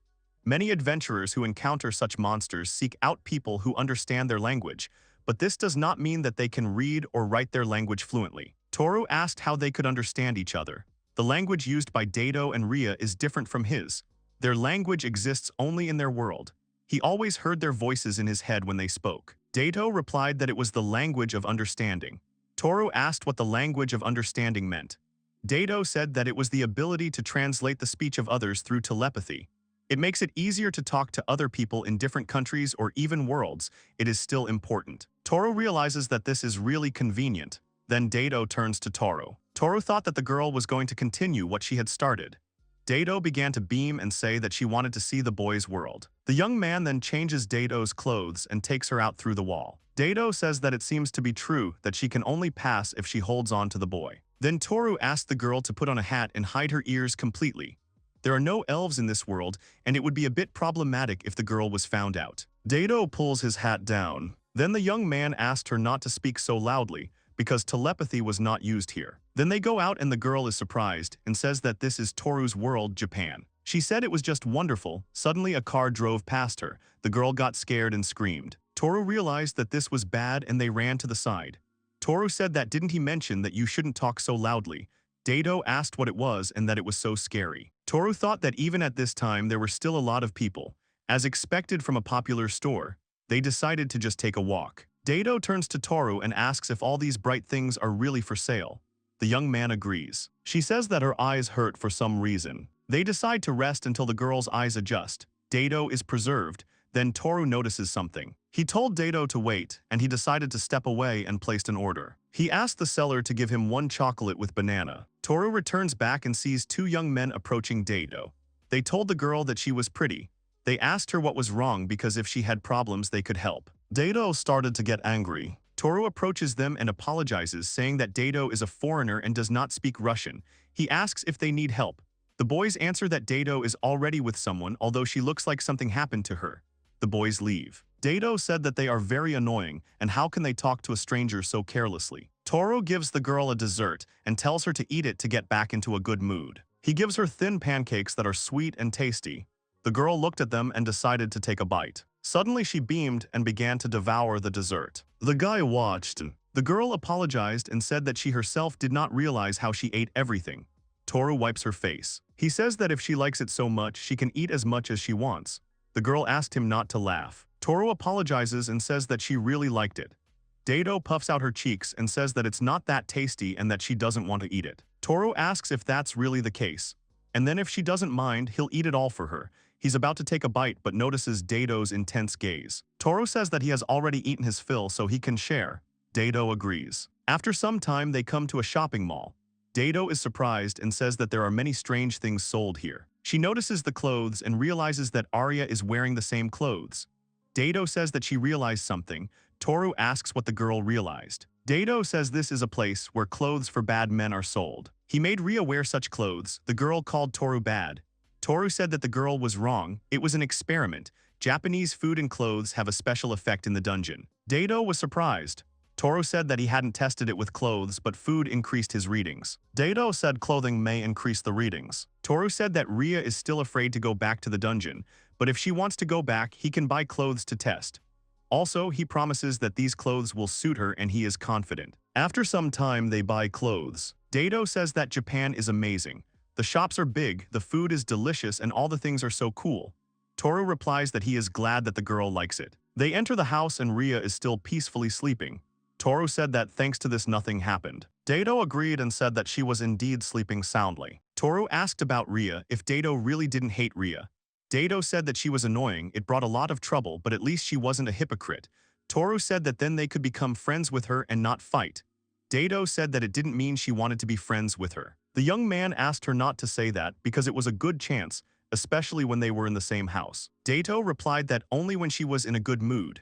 Toru thought that Dato didn't want to join groups, that's what Ria said. He doesn't understand what made Dato go into the dungeon alone back then. Then Dato asked Toru if she could sleep in the same bed with him. Toru said that they had agreed otherwise. He would sleep on the bed and the girls would sleep in the living room. Dado replied that it had certainly been a fun time. The next morning, Ria wakes up Toru. She says that it is already morning, so the young man needs to get up. Toru replied that it was too early and he had no work today, so he asked Ria to sleep. Ria said that if the boy continued to sleep, it would be bad for his health. She asked him to get up. Then the girl starts pushing the young man so that he would wash his face and brush his teeth. When he finishes, he should go have breakfast because she has prepared something to eat. The young man comes into the bathroom and sees Dado there. The boy says he now understands why Ria is called the annoying knight. Dado asks if that is true. After some time, the young man pours milk into a cup. Ria asks if that's all, and Dado asks if it's edible since it contains milk.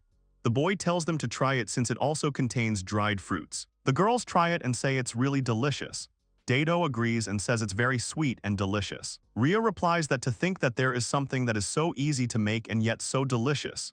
As expected from a great and experienced sage, it is incredible. After breakfast, he went to put away his luggage after moving to this subway. Toru said that he was counting on Ria. He would be in the room and if necessary, the girl could call him. Ria agreed and asked the young man to trust her. Toru is left alone and says that now we can get down to business. He takes out his computer. Dado asks the boy what it is. Toru replies that it is a computer monitor. He connects it to the system unit and starts the computer. The boy says that it is not broken and good. Dado answered that the computer can do, he only sees a blue screen. Toru said that he can do many things and the internet is especially interesting. Then an image appears on the screen. Dado is surprised and asks what it is and if it could be that there is a fairy inside. The young man said that it was a singer. They can also find information about other worlds here. Dado said that Japanese inventions are amazing. Toru said that he can do something else. He thinks that it is possible to see the layout of the dungeon and its appearance. Dado asked if that is really true. Toru thought that there were a couple of things that needed to be checked and one of them was money. The boy told Dado that he wanted to see the money of her world. Dado agreed and asked the boy to wait a little. She brings a pouch and tells Toru to look. Toru asks the girl what she did with the monsters he defeated. Dado says that didn't they agree to use this story, she can't tell him. Toru says that he is safe for a while. The boy then asks about the gold coins. The girl agrees and says that they are Gadius gold coins, Imperial gold coins, and some commemorative gold coins. Toru asked if he could use the coins to make purchases. He then said he had a request. He asks the girl if she minds that he uses the money to buy snacks and lanterns. The girl agrees, and then asks the boy if he is sure that the currency from another world will be accepted. Toru replies that it is obvious that yes. Dado tells him to take as much as he wants as thanks for the suit. If the boy is right about the artifacts of this world that increase stats, they will be even rarer than those that appear in the markets. Toru wondered if this suit would be sold at the black auction. He says he'll take one of each coin for now. The boy then asks Dado if she wants to take a bath. Dado is surprised and asks if the boy really has one. Toru agrees. The boy leaves the room and calls Ria. The girl comes and asks what happened. Toru asks if the girl would mind taking a bath with Dado. Dado is surprised. She asks the boy to wait and says that she can take a bath herself. Ria says that she understands and then turns to Dado and says that she will teach the girl how to take a bath. Everything is different here. Dado says that she can handle it herself. Ria replied that it was dangerous and she couldn't do it alone. Toru thought that if he had said he was leaving, Dado would have followed him, but now Ria would be with her. He gets dressed and says that it's time to get ready now. After some time, he comes to the bank. The girl at the reception says that in general, the total amount they can give them is 106,400 yen. Toru was surprised and asked if they could really give such a large amount. The girl at the reception agreed. She said that the small medal is worth 9,400 yen and this medal with a face is worth 97,000 yen. The biggest medal seems to be plated with platinum gold. They can't estimate its real value, they need to check it further. So for now, they can give the young man this much. Regarding the last medal, they ask if the young man would mind if they took it for further examination. They will inform the young man when they know its true value. The young man says that he does not need it and that 2 coins are enough for him. Then he goes home and says that they are worth so much. If they continue to study these coins, sooner or later it will attract problems. It will be suspicious if he comes to exchange money often. But he cannot spare some of his time for this now. Now that he has money, he can buy the necessary things to make sure. Last night, when Ria fell asleep, he ventured into the dungeon with Dado to learn more about their world. There, the young man was able to level up. Toru says he killed a giant centipede. The girl says she wants to see Toru's statuses. Toru reveals his status and Dado realizes that his real name is Suzuki Toru, but she will still call him Toru. She also says that the boy turned 21 this year. Toru asks Dado about his age, and she says that she will tell him later. She also learns that the boy's profession is unknown. The boy also has unlimited growth, although he is only level 4.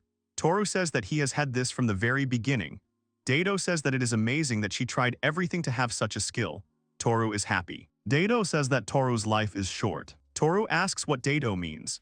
Dado says that unlike elves who can constantly increase their levels due to their longevity, humans can't do much.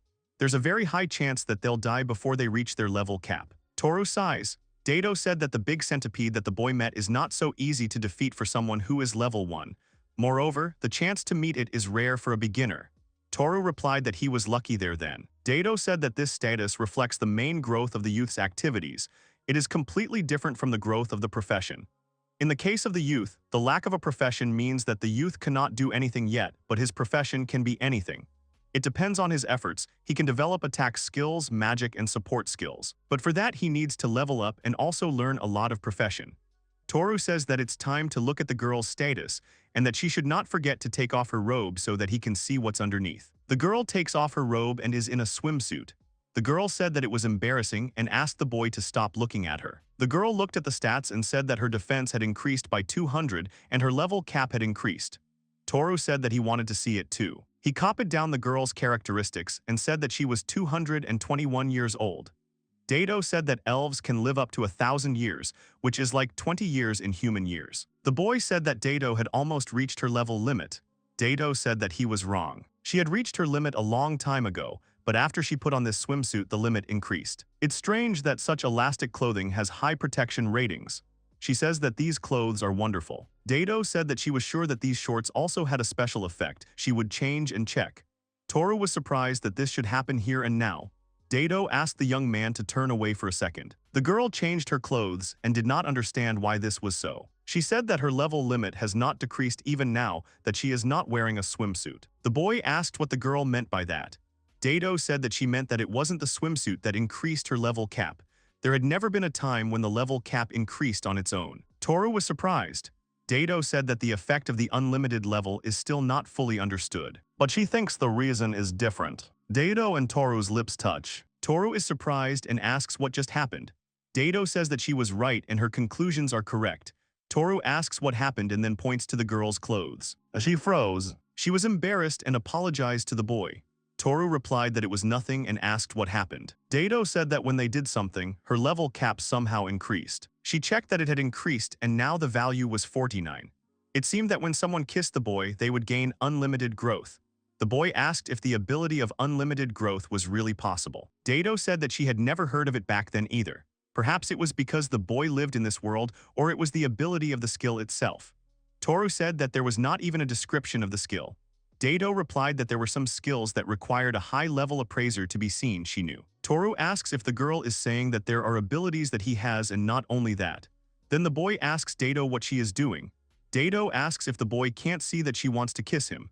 Toru asks her to calm down. Dado asked the boy if he really didn't want to help the girl increase her level cap. She had spent many decades without being able to increase her level. He didn't know how many monsters she had defeated to become stronger. At the same time, she was still behind humans who had a higher level cap. Toru said he was sorry. Dado said that she wouldn't kiss someone she didn't like, even to level up. She did it because it was Toru. The boy was surprised and said that he was glad the girl said that. Dado said that Toru was just thinking about Ria. She said that it was because the boy liked her more than Dado. Toru replied that he couldn't say that. He said that he liked Dado as much as Ria. Dado was surprised. Toru apologized and said that he was hopeless and so frivolous. Dado asked what if he chose Ria. What after that in 80 years when Ria is gone will he be with the girl? Toru asked what she was saying. In 80 years Ria will be gone and he will be dead too. Dado said that there is a way to extend life. But for this something is needed. Toru asked about a way to extend life. He asked Dado to tell him about it. Dado said that this method is the ruler of the labyrinth, the master of the underground. The next day, Toru was working at the restaurant. He sighed tiredly and thought that everything was very complicated. Last night, the young man asked about the dungeon master. Dado agreed and said that this was a skill that would allow the young man to become the master of the dungeon. Even though it's technically a skill, it can't be obtained by simply leveling up. Dato said the only way is to go to the bottom floor, find the current overlord so to speak, and get the skill from him. Toru asked what happens to lifespan when you gain a skill. Dato replied that the dungeon master never ages. Toru was surprised and asked if that meant he was immortal. Dato replied that even though he does not age, he can still die. The overlords reside in this dungeon, known as Yomi. They can choose successors and can also be challenged to a duel for the right to become the overlord of the dungeon. Toru replied that it was clear to him now, and then asked how to get to him. Dato replied that they had to reach the top floor first, and that defeating the dungeon master would require a great deal of experience. However, the young man needs to defeat him as quickly as possible, before he is killed by monsters or dies in old age. If you think about it sensibly, it's impossible. She asks the boy to imagine that it took her hundreds of years to reach her level. Toru gave a negative answer. Toru said that these are just levels and they can handle it. There is one method they can use. Dato asked about killing monsters. Dato said it was an interesting idea. Toru asked if it might not work. The girl said that it was quite possible. In general, adventurers perceived monsters as creatures that they had to defend against in order to level up. So they never thought about increasing their numbers, but if they really reproduced faster than cows and pigs. Toru said that regarding the increase in the number of monsters, they can check their status through his computer, at the right time turning off the traps that they set earlier to kill them. This means that they will be able to level up easily while remaining safe in the room. Dato said that was wonderful, and then asked what had happened to her efforts over the past 200 years. Toru replied that in any case they could try leveling up using this method first. Dato added that they could do it. Toru said that, however, he was not quite prepared for something. He did not even know what it was like. Dato asked the boy what he meant. Toru says that it is unknown whether it is good or bad for a person to live longer than other people. Doesn't that mean that the girl will always be with him? Dato said that they will be together, traveling between worlds, looking for adventures, trying and enjoying different foods. She's sure it will be great. Toru said it was a good idea. Then he said that he had never managed a dungeon. He hated the idea of monsters belonging to him killing people. The girl said that adventurers did the same to monsters, and if he really hated it, they could try to solve the problem. Dato added that besides, if he didn't like being the dungeon master, the young man would always have time to pass on this privilege to someone else probably. Toru said that his goal now is to reach the most inaccessible part of the dungeon. He hopes that there will be no problem with the appearance of another dungeon lord. After some time at work, Toru thought that even though he said so, he was just a poor young man. He thinks that changing his part-time job and becoming a dungeon master is funny. Suddenly, Teichi approaches Suzuki. She says that it looks like the food in the oven is ready and she has another order. The young man apologizes to the girl and says that he will sort it out now. The girl agrees. She looks at the young man and is worried. After some time, the boy comes home. Ria and Dato greet the boy. Dato said that the boy is late and she wants to eat. Toru apologized and said that he brought food from there today so they can have dinner. Ria was surprised. Toru said that he teleported to another country and as the girl sees, he brought food as a gift. Ria prints it out and says it's the hamburger they tried earlier with 2 buns. The boy agreed and said that it was just called a hamburger. Ria and Dato try the hamburgers and say that it is very tasty. Dato also said that the cola was simply excellent, and Ria agreed with her. Toru quietly opened the door and told Shizuku to take 1 burger and eat. The girl thanks the boy. Dato enters the room. She asks Toru if he is really hiding Shizuku from Ria. Toru replies that he helped Ria when she almost died in the dungeon. She was paralyzed. She got hit hard, the monsters scared her, so she might be scared of Shizuku. Dato is surprised that Ria was paralyzed alone. Toru agrees and says that she got separated from her friends and lost her sword. Dato said that as she expected, suddenly there was a loud sound. Ria suddenly ran into the room and asked Toru about the strange sound. Dato was also surprised. Toru closed the cabinet door at that moment. Toru said that everything was fine and they shouldn't panic. He picks up the intercom and starts talking. Ria turns to Toru in confusion. Toru told the girl that they should hide. It seems that a dark magician has appeared. The girls were very surprised. The girls asked again about the dark magician. Toru replied that they should hide inside. Suddenly, a voice was heard, saying that he needed to talk to the boy about the treaty. Ria asked about the contract and asked if it was related to magical contact. She asked Toru if he could handle it alone. Toru agreed with the girl and said that he was a great sage after all. Then he told the girls to go to the room. Dato told Ria that they should leave this to Toru, so they should go to the room. Toru said that he would try to finish quickly, and he hoped that the guest would leave quickly. A man appeared at the door and said that he was from NNK and that the boy could call him Inami. He asked the boy if he really had just moved in.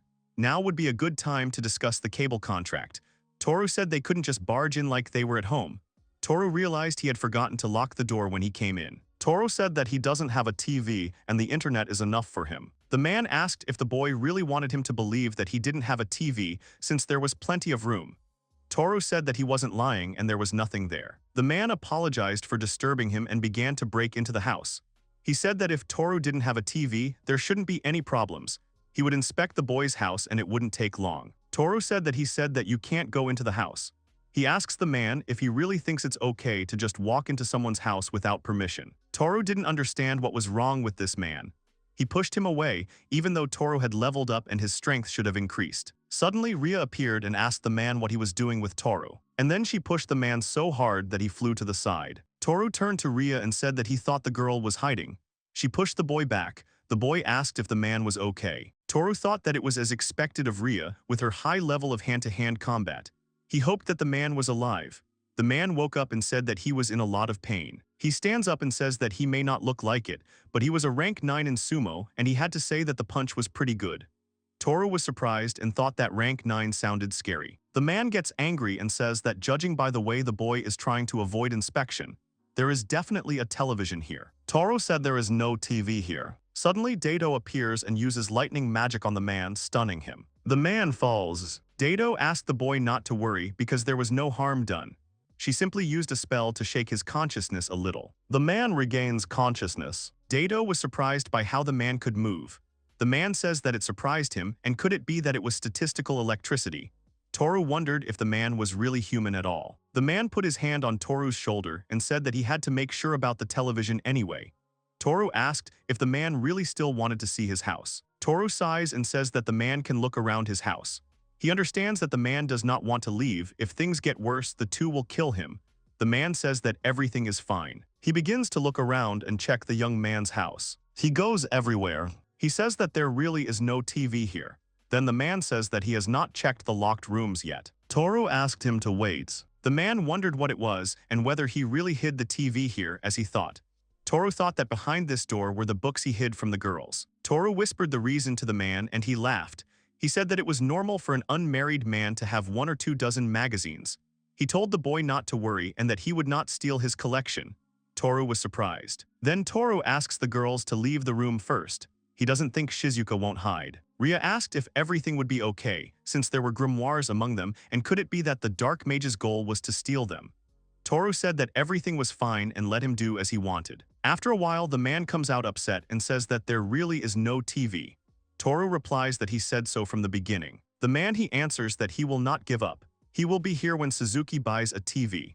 Toru answered that when he wants to come, to make sure that he will be here. He is even afraid to imagine what will happen if he is not there when the man comes. The man then leaves. Toru says that the people from NNK are so annoying. He notices that Dato is reading dangerous books. The young man realizes that the man did not return anything to its place after he dug through everything here. The girl closes the book. She says she put them a little further away. If Ria finds it, it won't be good. In return, she wants the boy to let her read it when he has time. She wants to know what Toru wants. Toru thinks that Dato wants to do what is depicted there. Then Toru thinks that it feels like he missed something. When Anami left, he used the balcony doors instead of the front door. He remembers it. The man comes out and sighs because he couldn't make the contract. Suddenly, he wonders where he is. He realizes that it is so dark here and he can't see anything. The man turns on the flashlight on his phone and realizes that he should have been in the hallway. And could it be that this is the back exit? Aren opens the iron door. He suddenly meets someone. At this moment, Toru comes out into the dungeon and calls out to Anami. The man starts asking someone if he has a subscription or a contract. People don't understand what he's talking about and he's saying something strange. They decide to go back. The man walks right behind them. Toru realizes that Anami just went after the monsters in the dungeons. He must go after the man immediately. He is sure that the man will survive the battle against the slugs, but it will be bad if he meets a giant centipede. Dato denies. She says that Ria didn't bring her sword and Toru is too weak, it's too dangerous. Toru asks the boy what will happen to him. Dato says that she will go alone. Dato says that now is the right time because she was just thinking about going back. Since she has been in the boy's house, she has had doubts that need to be sorted out. The boy needs gold coins to buy things. She says she will bring some and that Anami will bring some too. Toru turned to Dato in confusion.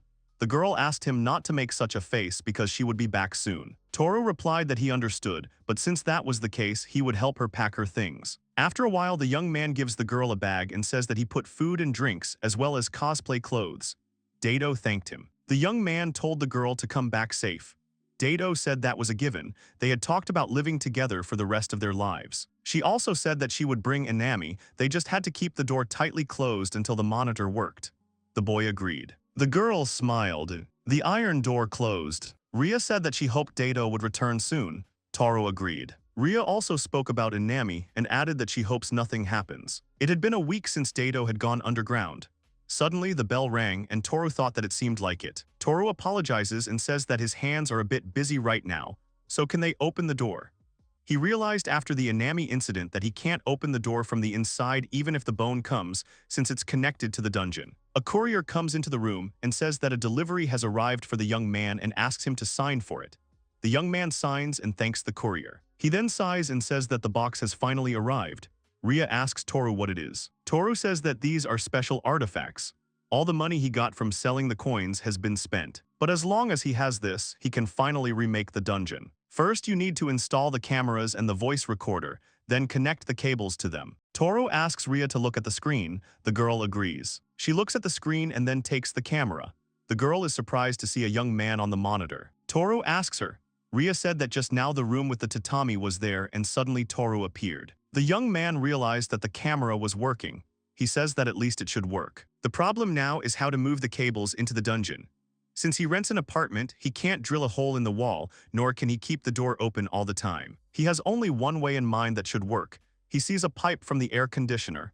It is in the same direction as the entrance, so maybe he can. It will create a hole to pull the cable through. And he himself thinks that nothing happens here. The young man says that he is going underground and will return soon.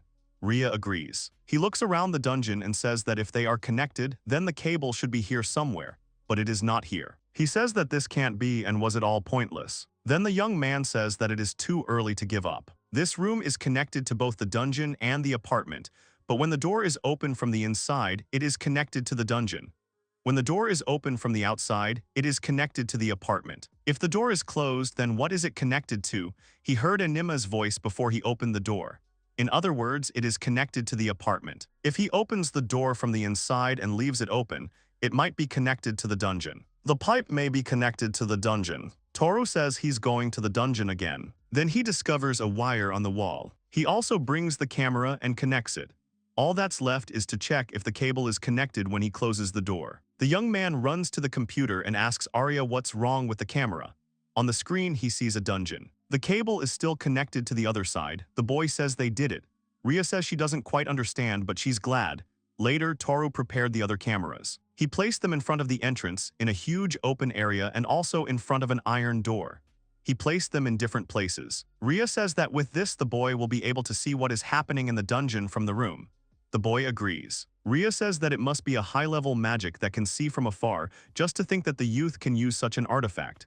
As she thought, Toru is a great sage. Toru laughs and then says that it's too early to be surprised. After all, the main part of the dungeon remodeling will start with another. In his hands, he holds a very strange device. He looked at the instrument. Ria asks the young man if he really intends to install it in the dungeon as well. The young man agrees and says that by the iron doors. Toru thinks that this is what he calls a robot arm. Something he bought at the same level as a toy, but nevertheless, it should be able to press the button to open or close the iron door. He made everything in such a way that the hand can be controlled through a computer. Then the young man works on the computer. He exhales and says that he is only new to programming, so creating a program to move his hand up and down took a long time since he started researching. He says that Ria, who was interested in helping him from the beginning, fell asleep without him noticing. He thinks the girl is very cute when she sleeps. However, it doesn't matter. Either way, he can carry out the plan. He clicks the mouse button and an iron hand opens the door. Toru thought that the last time he had crushed the giant centipede with an iron door, he had not finished it off completely, and when he turned around, its body had already been cut off. If it had been a weaker monster, death would have been instantaneous.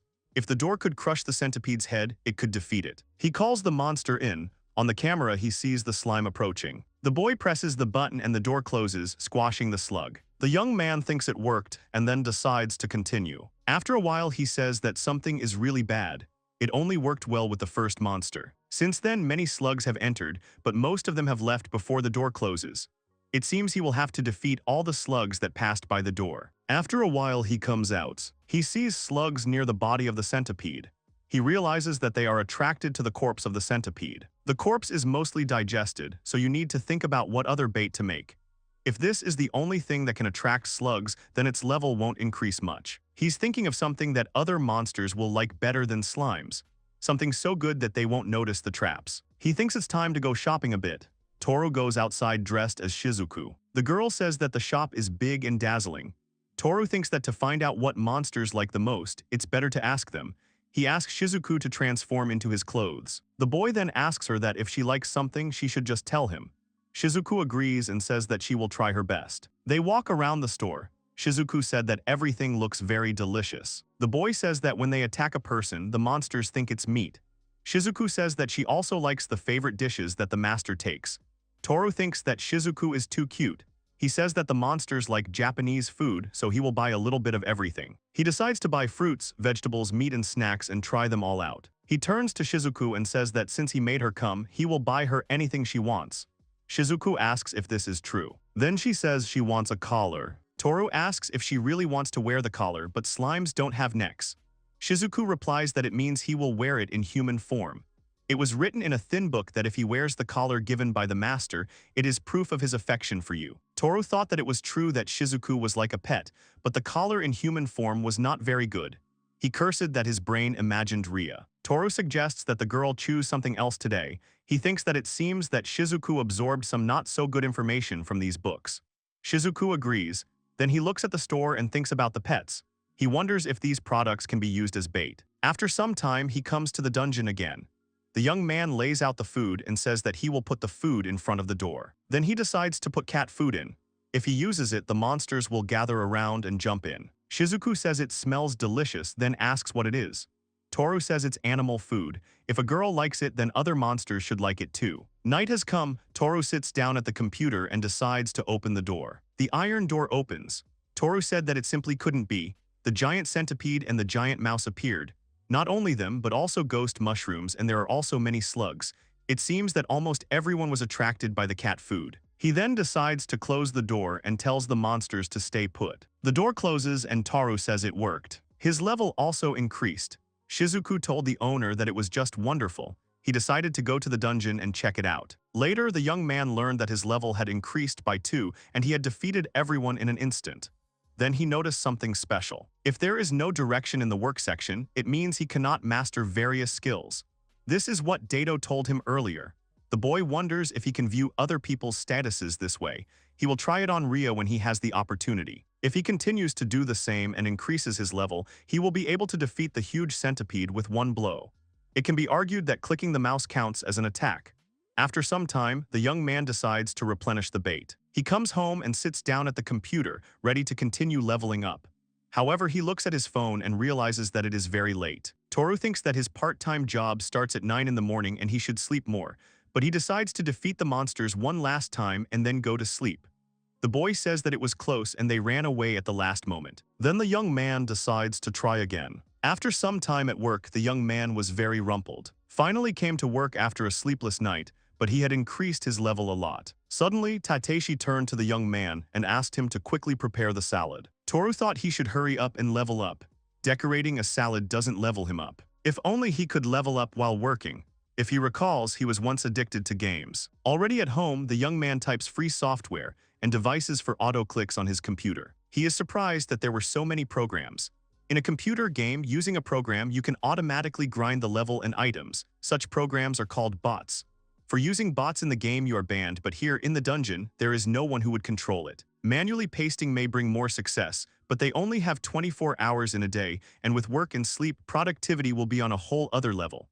He decides to download the program. Ria approaches Toru and asks what it is. The boy says that it allows him to automatically open and close the iron door in this room. The girl is surprised that he can do that. Ria says that it is amazing. Toru thinks that Ria went to bed first last night and does not know about the trap. Ria was surprised that the young man would do something like that. Ria told Toru that he is a great sage. Even if he defeats the monsters, he can reach the maximum level.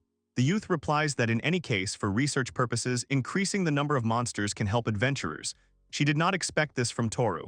Toru thought that he was far from the limit. Toru decides that they will now set an interval for the auto-click. One that opens after 20 minutes and closes after 2 minutes will do. That's the scheme they have now. He decides to leave it and see if his level increases. Toru thought that he thought so, that this was the limit. He apologizes to Ria and says that he is sleepy, so he will go and take a nap. Ria asks if she can then look at the monitor. Toru agrees but says that it is too boring. Ria replies that she is interested in Toru's artifact. Toru agrees and tells Ria that she can then track what kind of monsters were defeated. The girl agrees and wishes him good dreams. After a while, Ria screamed. Toru stands up and asks what happened. Ria replies that there is an orc and a dark mage on the monitor. A familiar man returns with an orc. Ria repeats and says that there is an orc with a dark mage on the monitor. The young man rubs his eyes and asks about the dark magician. He then talks about Inami and asks why he eats pet food while half naked. Suddenly the door closes. Toru screamed because the iron door started to go down. He screamed and anxiously started to click on the mouse. Toru thought that he panicked and clicked the button a bunch of times. Toru runs away and screams that he has to do something. He runs out into the dungeon and calls out to Inami. The man says that they haven't seen each other for a long time. Inami asks if it is possible that the young man bought the TV, then they need to make a contract. Toru says that he did not buy the TV and they will sort it out later. The man asks why Toru suddenly screamed like that. Toru asked him to look up. The man replied that he understood, and when he looked up, the boy would steal the delicious food he and Mr. Orc had found. He wouldn't buy it. Toru said that the man was wrong. This animal food is a trap, so he asks the man to go upstairs. Inami looks up and sees the door going up and down. Inami tells the orc that they should retreat. The orc asks Inami what happened and he wants some tasty food. Inami says that this delicious food is a trap. The orc replies that he believes the boy. They are livings. Toru sighs and says that they are safe now. He is tired for no apparent reason. Then he realizes that after all, Inami has returned to the dungeon. He presses the button and says that he can still bring Inami back. He thinks that with Ria, he can probably get through the wall behind the iron door. He holds out his hand to Ria and calls her to come with him. The girl agrees. Suddenly, she falls. Toru notices her trembling body. The next moment, Dado appears. She asks Toru and Ria what they are doing here. Toru replies that Dado just passed by Inami. Dado remembers the name and says that Toru is talking about that Japanese guy. The boy tells the girl that she just forgot about it. The girl says that she knows. Dado replies that she has carefully collected information about Inami, as there was a rumor in the guild. Toru asks the girl what she means. Dado turns his attention to Ria and says that they can talk in the room anyway. After some time, Dado drinks cola and says that cola after so much time is simply the best. Toru asks about the rumor. Dado replies that there is a rumor going around the Adventure Guild bar about a strange orc who is asking people if they want to sign a TV contract. Toru asks about the Adventure Guild. Ria says that since Toru is retired, he may not be familiar with it, but the Yopi Labyrinth is under the control of the country of Francis and is run by the Adventure Guild. Many branches of the guild have their own bar there. Toru understands and says that it is a single organization in the game. Ria adds that there is a quest to eliminate Inami. Toru is surprised and asks what does eliminate mean and does it mean kill. Dado says that she thinks so. The quest is for E rank and there is not much reward. Ria adds that since the orc is a strong monster, she doesn't think there's anyone stupid enough to hunt with an A rank for an E rank bounty. Toru gets it. Dado says that if a leveled adventurer finds Inami, he will eliminate him with a single click. Even if they don't really want to, if he continues to solder the contract, they will become irritated. Toru says that this is bad and asks if they can save him. Dado asks the youth to think about it. Dado says that they can submit a request to the guild with a higher reward, provided that they deliver him alive. Toru asks if the girl can do that. Dado says that maybe the boy wants to talk to the one who gave the quest in the first place. She doesn't think it will be a problem since that person wants Inami to leave. Toru says that he will be the same way because he will bring him back to this world. He apologizes to Dado and asks if the girl can go to the Adventurers Guild. Dado gets angry and asks the boy if the boy knows that she just came back from there. Toru says that she knows that she is asking for a lot. Toru says he can't leave Inami alone. He begs Dado. Dado says that if Toru is with her, she will go. The boy is surprised and asks if the girl really wants to go with him, but last time she said it was dangerous. Dado says that the boy has raised his level since then. He will be fine as long as she and Ria are with him. The girl is surprised and asks if she is coming too, then says that she doesn't have a sword and will get in the way. Dato starts laughing and takes out a wrapped bundle. The girl takes out a package and asks Ria what she thinks it is. Toru asks if the girl really brought something from the dungeon. Dato says that she brought it for Ria. Dato unwraps the package and says it is a claymore sword. She gives Ria a present and says it is an expensive gift. Ria panics and says she cannot accept it. Dato replies that it's okay and asks Ria to just accept it. She wouldn't be able to use the sword anyway even if she wanted to. She also tells Ria that she couldn't go into the dungeon because she didn't have a sword. Ria thanks the girl and says she will return the money. Dato says everything is fine and she borrowed a little. Ria remains silent. Toru is happy and says that the three of them will now go down to the dungeon. Ria is surprised and asks if they are really going there right now. Toru says that the girl needs to prepare, so they will go tomorrow or the day after. Dato replies that she just got back, so she wants to rest. Toru replies that since they decided, he should raise his level as much as possible before they leave. Dato approaches Toru and asks if the trap that raises the level that the boy spoke of is really finished. The boy agrees and says that he wants to show it to the girl. The boy shows the girl the device. Dato is surprised and says that the boy can see the dungeon from here. Toru agrees and says that the girl can see something in front of the door. The girl asks if it is trash. Toru says that it is food for pets, cats, and dogs. It is very effective in finding monsters. Then he decides to open the iron door. The girl is surprised and asks what is happening.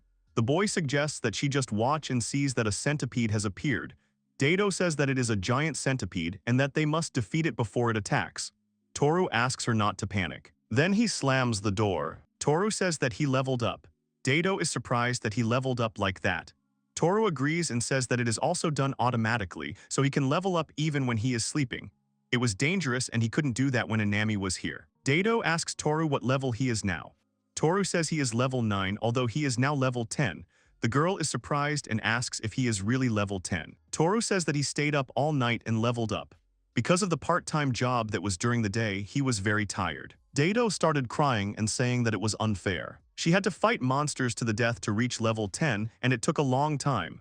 Toru tells Dato to do the same. Dato is surprised and asks what she should do. Toru told her to move this mouse. She should put the arrow on the mark and press with her index finger. Dato says it's very funny. Then she says she won. Suddenly, Toru calls Ria. Toru asks Ria what happened. Ria says that it has been a long time since she used the sword.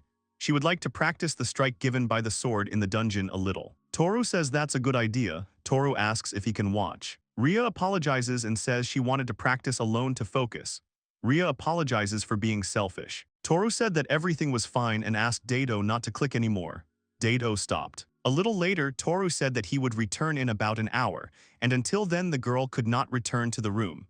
The girl said that she understood. The boy closes the door and goes to Shizuku, asking if she can do him a favor. Shizuku asks the boy what is it. Toru said that Shizuku could just in case watch Ria through the camera, and if the girl can, remember her movements.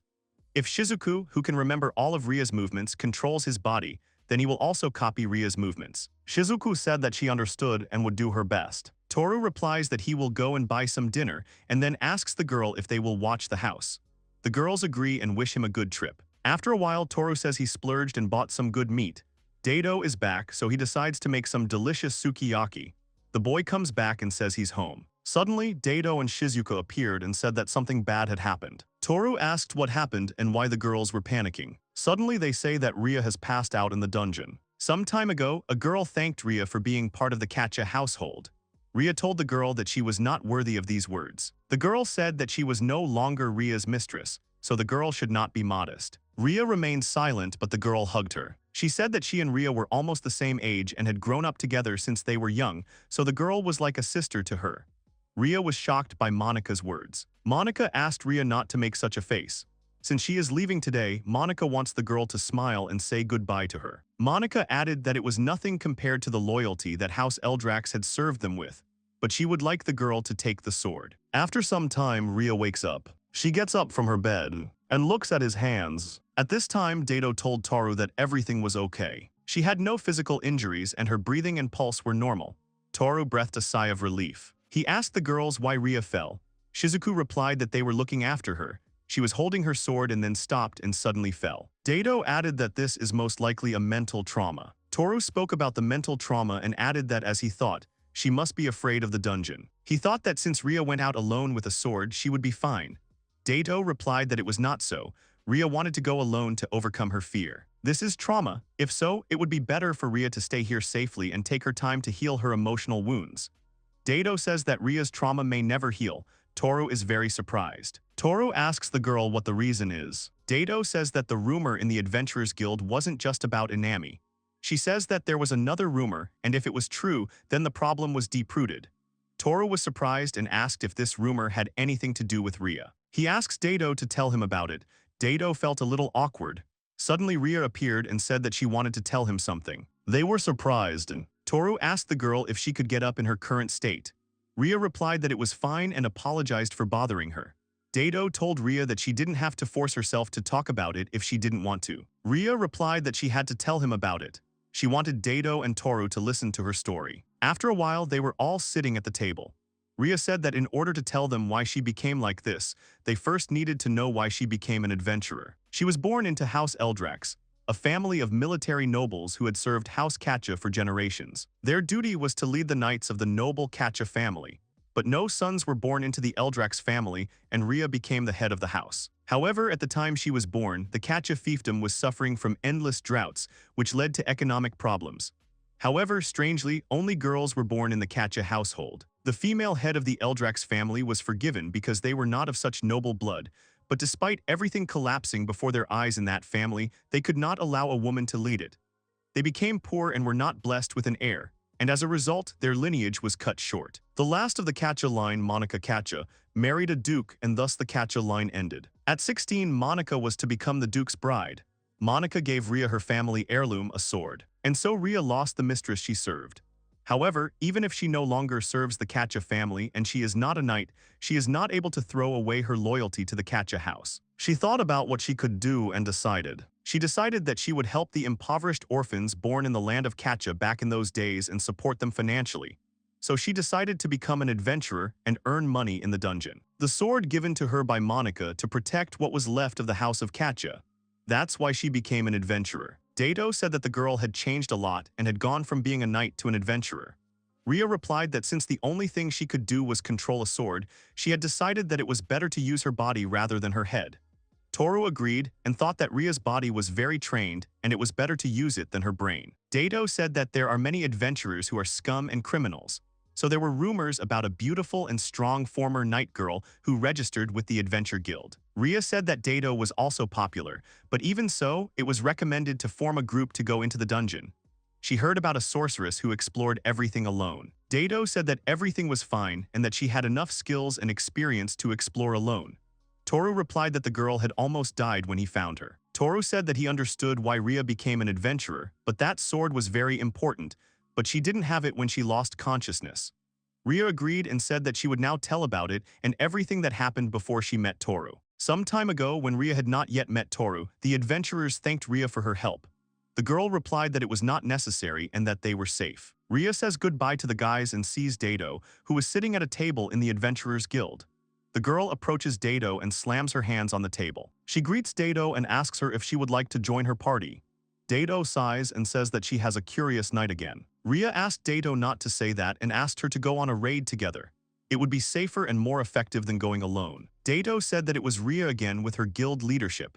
She was also tired of hearing about it. Ria replied that it was not about that at all. Guild guidelines is the principle by which the Adventurers Guild maintains a high rating. For safety reasons, the guild recommends creating a party of several people before exploring a dungeon. Ria thought that she needed money, and if she didn't earn it, the children in the orphanage would grow up in poverty. However, Ria has only just finished, and one floor of the dungeon won't give much. The group of newbies lose hope already on the second floor. She wants to form a party with someone strong so she can get more money. She needs a party with someone who has already been to the 4th or 5th floor. Ria asked that instead of drinking, why not join her party? Dado raises his voice and says that she does not want to join any squad. At this time, two young men sit down at the table. The dark-haired one sighs and says that both of them will not make it to the 3rd floor. The fair-haired youth says that they need to try hard to get at least to the 4th floor. The dark-haired youth says that, again, if they manage to do it, the rewards will be on another level. Ria thought that the ideal squad is a group of at least 3 people: damage, defense, and support. These 2 look skilled, but there are only 2 of them. She is very curious about why this is. Ria asks Dado about it. She also says that she hasn't seen them before, but they always go together. Dato agrees and says that Klein and Barney escaped from a neighboring country. As two deserters, she would never team up with guys who would be considered criminals in their home country. Ria says she will go and try to talk to them. Dato is surprised and says the girl is not obliged. Ria approaches the boys and asks if she can join their squad. The dark-haired boy was surprised and asked if Ria was the curious knight. Barney asked Klein to shut up. Ria said it was okay, but she thought she got that message a lot. Barney told the girl that now that the girl knew their names, what did she want? Ria replied that she wanted to know why they became adventurers. Klein asked Barney to speak more quietly. Barney asked Klein to be quiet. He asked Ria why she needed this information. Ria replied that she hoped they would join her squad. The boys were surprised. Klein asked the girl if she understood what she had just said. If they ever returned to their homeland, they would be considered criminals. Everyone was surprised. Klein sat back down and said that, in any case, because of this, they couldn't join the girls' squad. Ria spoke to Klein, asking if the boy regretted deserting. Klein replied that they had fled from battle. Ria replied that she thought that was not a death sentence. Barney asked who cared, what was wrong with a small party, they had no reason to refuse. Klein said that made sense. Barney replied that, not to mention that they were invited by a beautiful woman, the boy should be punished for refusing such an offer. Ria said that in that case it was an honor for her. The boys reciprocated.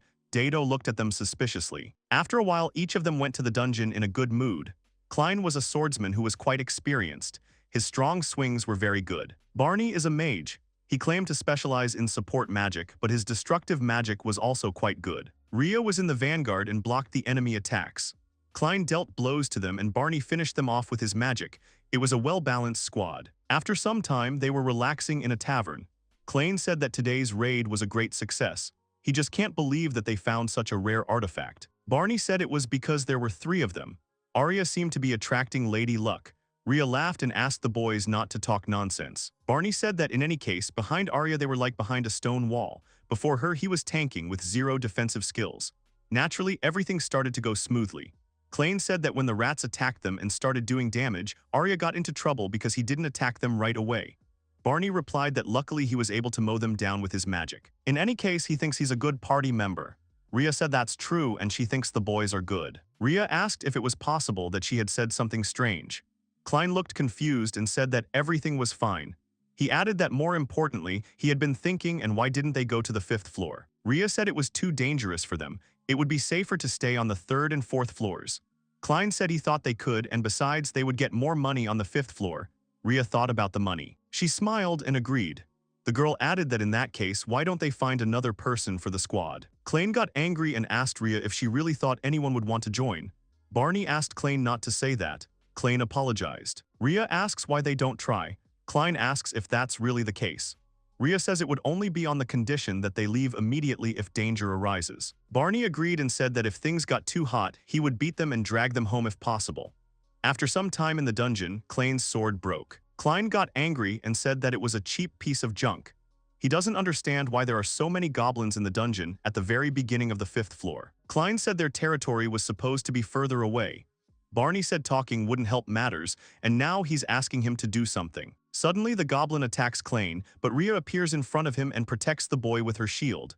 Ria agrees with Barney and asks Klein to calm down. At this point, Barney uses the icy wind. The ice shards tie the goblin to the ground. Ria throws her sword to Klein and asks him to catch it. Klein starts fighting and after a while says that it was the last goblin. Barney said that it was because he didn't take care of his sword. Klein said that Barney was right, but who knew that there would be well-armed goblins here? Ria said that everything was as she said, it was too early for them to come here and it was time to retreat. Klein asked Ria if he could keep the sword until they got out of here. The girl agreed because the young man had lost his. She said that they were counting on the young man. Klein thanked the young man and said that, not to mention that the sword was very sharp. Ria agreed and said that it was because it was made of mithril. Klein was surprised and asked if it was really a sword made of pure mithril. Ria agreed and said that Monica gave her the sword. She used it while she was a knight. This sword holds many memories. Klein was surprised and said that he would be careful with him then. Suddenly, the unfinished goblin began to move behind them. He used the pipe and threw something towards the boys. Ria noticed it and pushed Klein away. The dart hit Ria's leg. Klein kills the goblin and then turns to her and asks if she is okay. Ria apologizes to them and says it was a paralytic dart. Klein asked Barney to use purification magic. Barney tried but said it didn't work. He couldn't handle his level of magic. Klein asked Barney to continue healing her, then asked Barney if he could hear him. Barney said he needed to conserve his mana so they could get to the surface. Klein said that might be true, but they couldn't leave Rhea like that. Barney said that they would leave Rhea here then. Klein got angry. Barney said that they wouldn't survive to such deep levels. If they dragged her, they would be destroyed. Klein asked what they could do. Rhea said to stop and then told Klein that Barney was right. When a comrade stops moving, you need to take everything you need from him and quickly leave before the monsters regroup. The guild manual had a section on this kind of situation, and in the end, food and weapons are important. Barney takes the bag from Rhea. Barney said goodbye to Rhea and thanked her for everything. He turned to Klein and told him to say goodbye. Klein wanted to say something goodbye but told Rhea that they would see each other. Rhea told them to be careful. After a while, Rhea tried to get up. She said that she couldn't just sit around and wait for the monsters to come for her. There shouldn't be a place where she could hide. Rhea said that in this nook, if she could get to it, she could hide. She walked down the hallway and thought about Barney.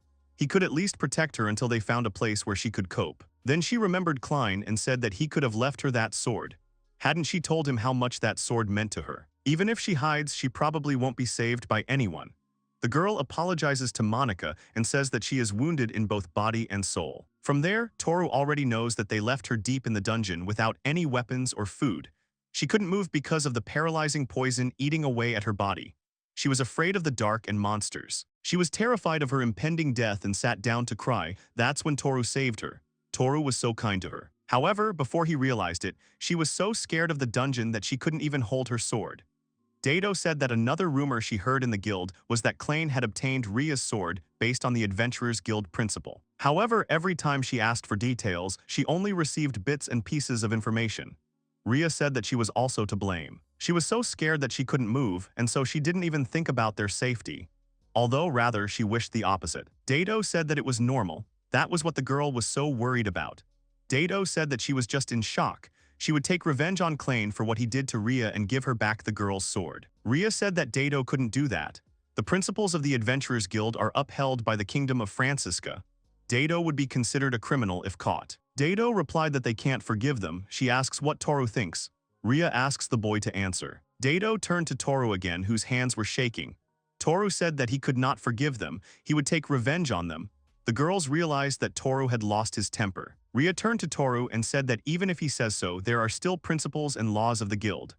Toru says that the girl cannot forgive them, and then asks what she is going to do. Dato asked the boy if he thought she didn't know that. Toru replied that he was going to let them experience the same horror that Rhea had experienced. Dato asked the boy to let her help. Suddenly Shizuku appears and asks the master if he will help her too. Rhea was scared that white slime appeared. Toru told the girl to get to work. From the cowards who made Rhea cry, they will return the girl's sword. Toru decides to talk about strategy. After some time, Dato, Brownie, and Klein were fighting on the floor, and Dato used the magic of the Inferno Mage. Brownie was surprised and said that it was as expected from Dato, a veteran adventurer. Klein said that it was quite reliable. Klein turned to the girl and said that she was so beautiful and simply had to join their team permanently. Dato laughed and said she would think about it. She herself thought about how the boys could say such things after leaving their ally and whether they were both such people. The impression they give is very different from Rhea's words. Klein is so familiar that it becomes uncomfortable. On the contrary, sometimes Barney has a look as if he is judging people on their merits. Dato thought that Rhea was a very kind-hearted person, so anyone would look good in her eyes. Klein turned to the girl and asked about her artifact and asked if it was really quite useful. Dato asked if the boy was really talking about the moonstone necklace. She agreed and said that even if they didn't have a torch or lantern, everything would still be bright. It was probably her most valuable artifact. Barney asked how much the artifact cost her and if it was worth a lot. Dato said it wasn't that expensive. Klein's sword looked much more valuable. Klein was surprised and asked if the girl really thought so. He said that it was a sword made of mithril, or rather pure mithril. Dato thought that this sword did not belong to Klein. It was a pity that she could not do it right now and would have to wait. Otherwise, she would ruin Toru's tactics that he had so carefully thought out. Toru said he wanted Dato to lead Klein and Barney down to the iron door in front of this room. Dato said if that's what he wanted, it would probably be easy. She thought they'd want to get to level 5 anyway. After a while, Barney asked Klein to stop. Klein asked the boy what was wrong. Dato thought Klein was a fool, but she didn't trust Barney. Barney said that, all things considered, he honestly didn't think someone as capable as Dato would accompany them. Dado said that was a reasonable assumption. To ensure the success of Toru's strategy, Dado rose to the top again. She first posted a flyer on the guild's bulletin board. Barney and Klein approached Dado. Barney said that they saw an ad on the board that a girl was looking for a temporary team to earn some money. Barney said that was a rarity for Dado, who was rumored to always go alone. Dado said she had her own expenses. Anyway, she asked if the guys had talked about getting money. Barney said that on the 5th level of the dungeon, there is a conversation about a funeral service. The phrase funeral service is slang among adventurers, which means that it is necessary to take the items of adventurers who died in the dungeon. It's literally the search for dead bodies. However, the equipment of dead adventurers is usually quite shabby. It often does not bring any profit. Dado said that there is no profit in the funeral service. Even if there are cases of unknown adventurers receiving a funeral service, it has never been done for former party members. Barney said that there is a great opportunity for a funeral service. There's a former knight's armor and a shield, so it could bring in a nice profit, and why not split it 3 ways? Dado thought she knew there were people who preferred this kind of taboo. The boys have experience in getting their hands on equipment as valuable as a pure mithril sword.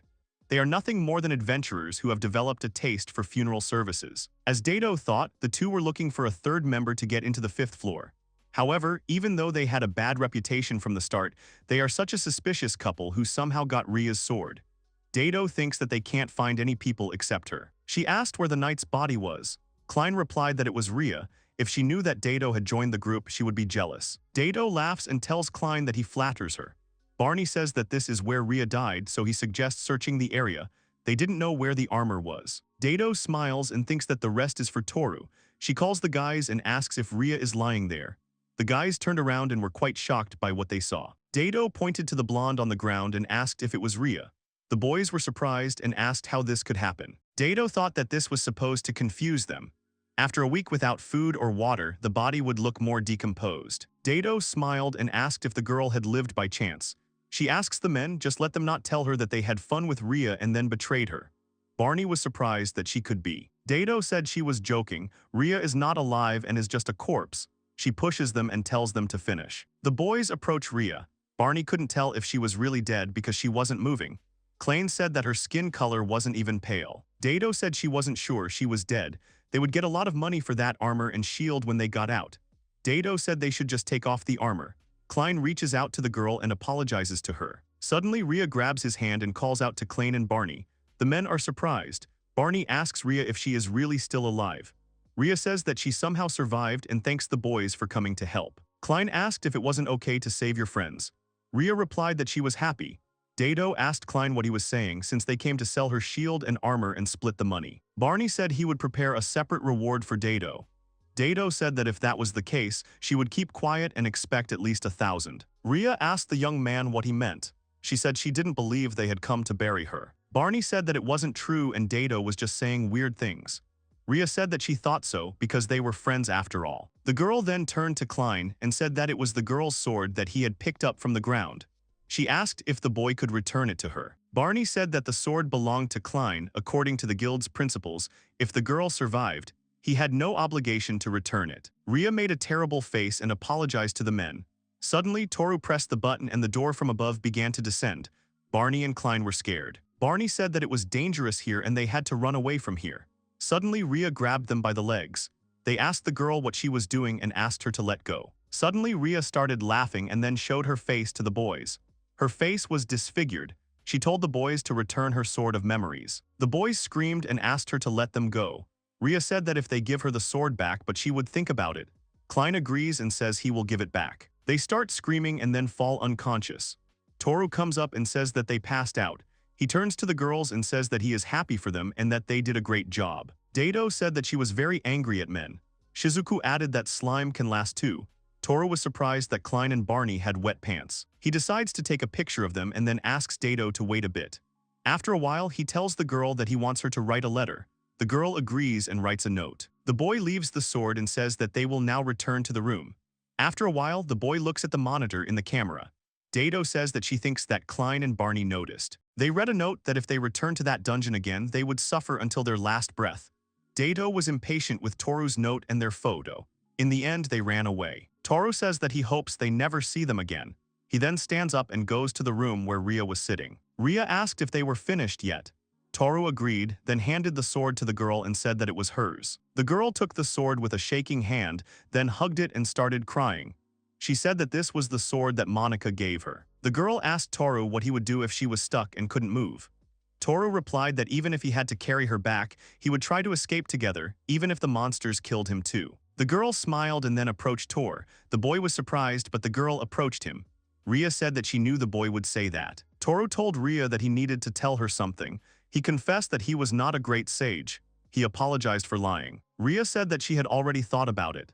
She knew it, but she enjoyed life with Toru, continued to accept his kindness. She's the one who should apologize for the inconvenience.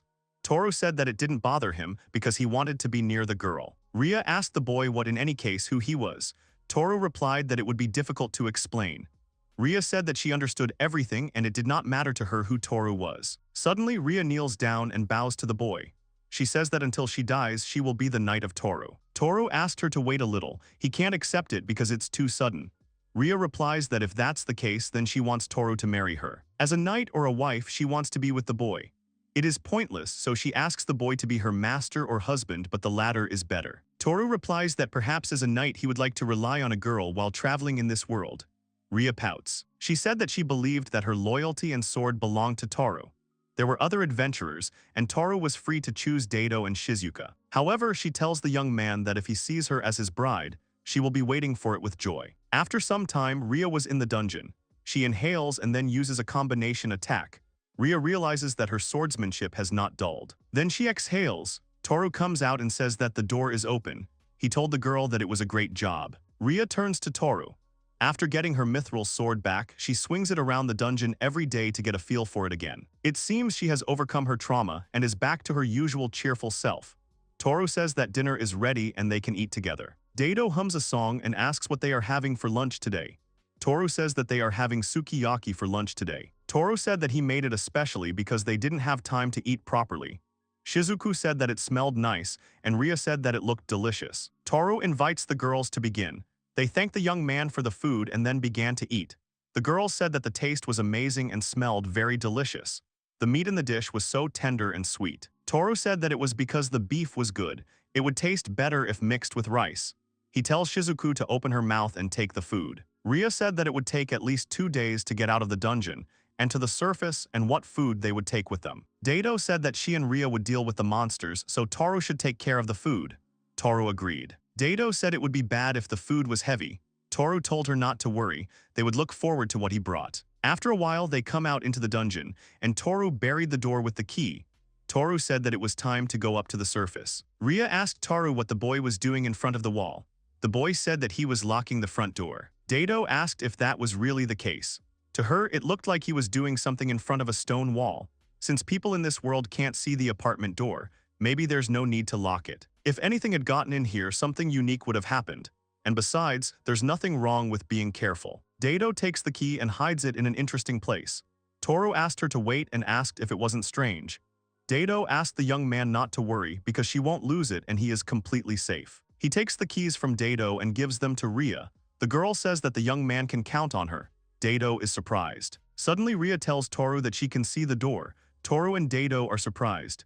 Dado asks how that is possible since she can't see anything. Shizuku said that she didn't see anything either, and then asked if Ria really saw a door there. Ria agreed and said that it was the door leading to Toru's room. Toru was surprised that Ria suddenly saw the door. He asks Dado to take the key. Dado takes it and says that she sees the door and it's all because of the key. Toru asked Ria to see if she could open the door with the key. Ria said she would try. Ria approaches the door and asks if she really just needs to insert it into the hole and turn it. Toru agrees. Suddenly, Ria opens the doors. Toru thinks he was right. Since people from their world like Ria can see the door with the key, then they can open it too.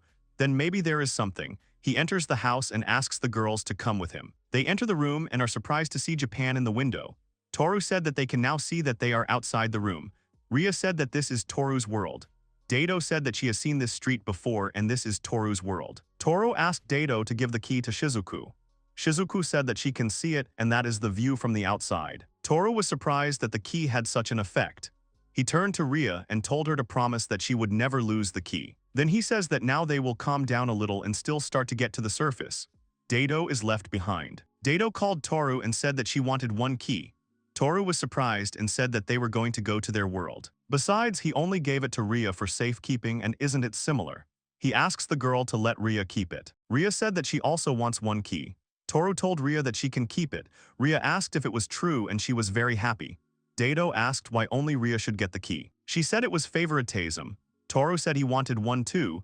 Toru said they could get duplicates from the locksmith. Dado asks about the mechanic and says that they will go straight to him. Shizuku also calls Toru to go now. Toru realizes that they need to hurry. After some time, Toru went to pick up 2 duplicate keys.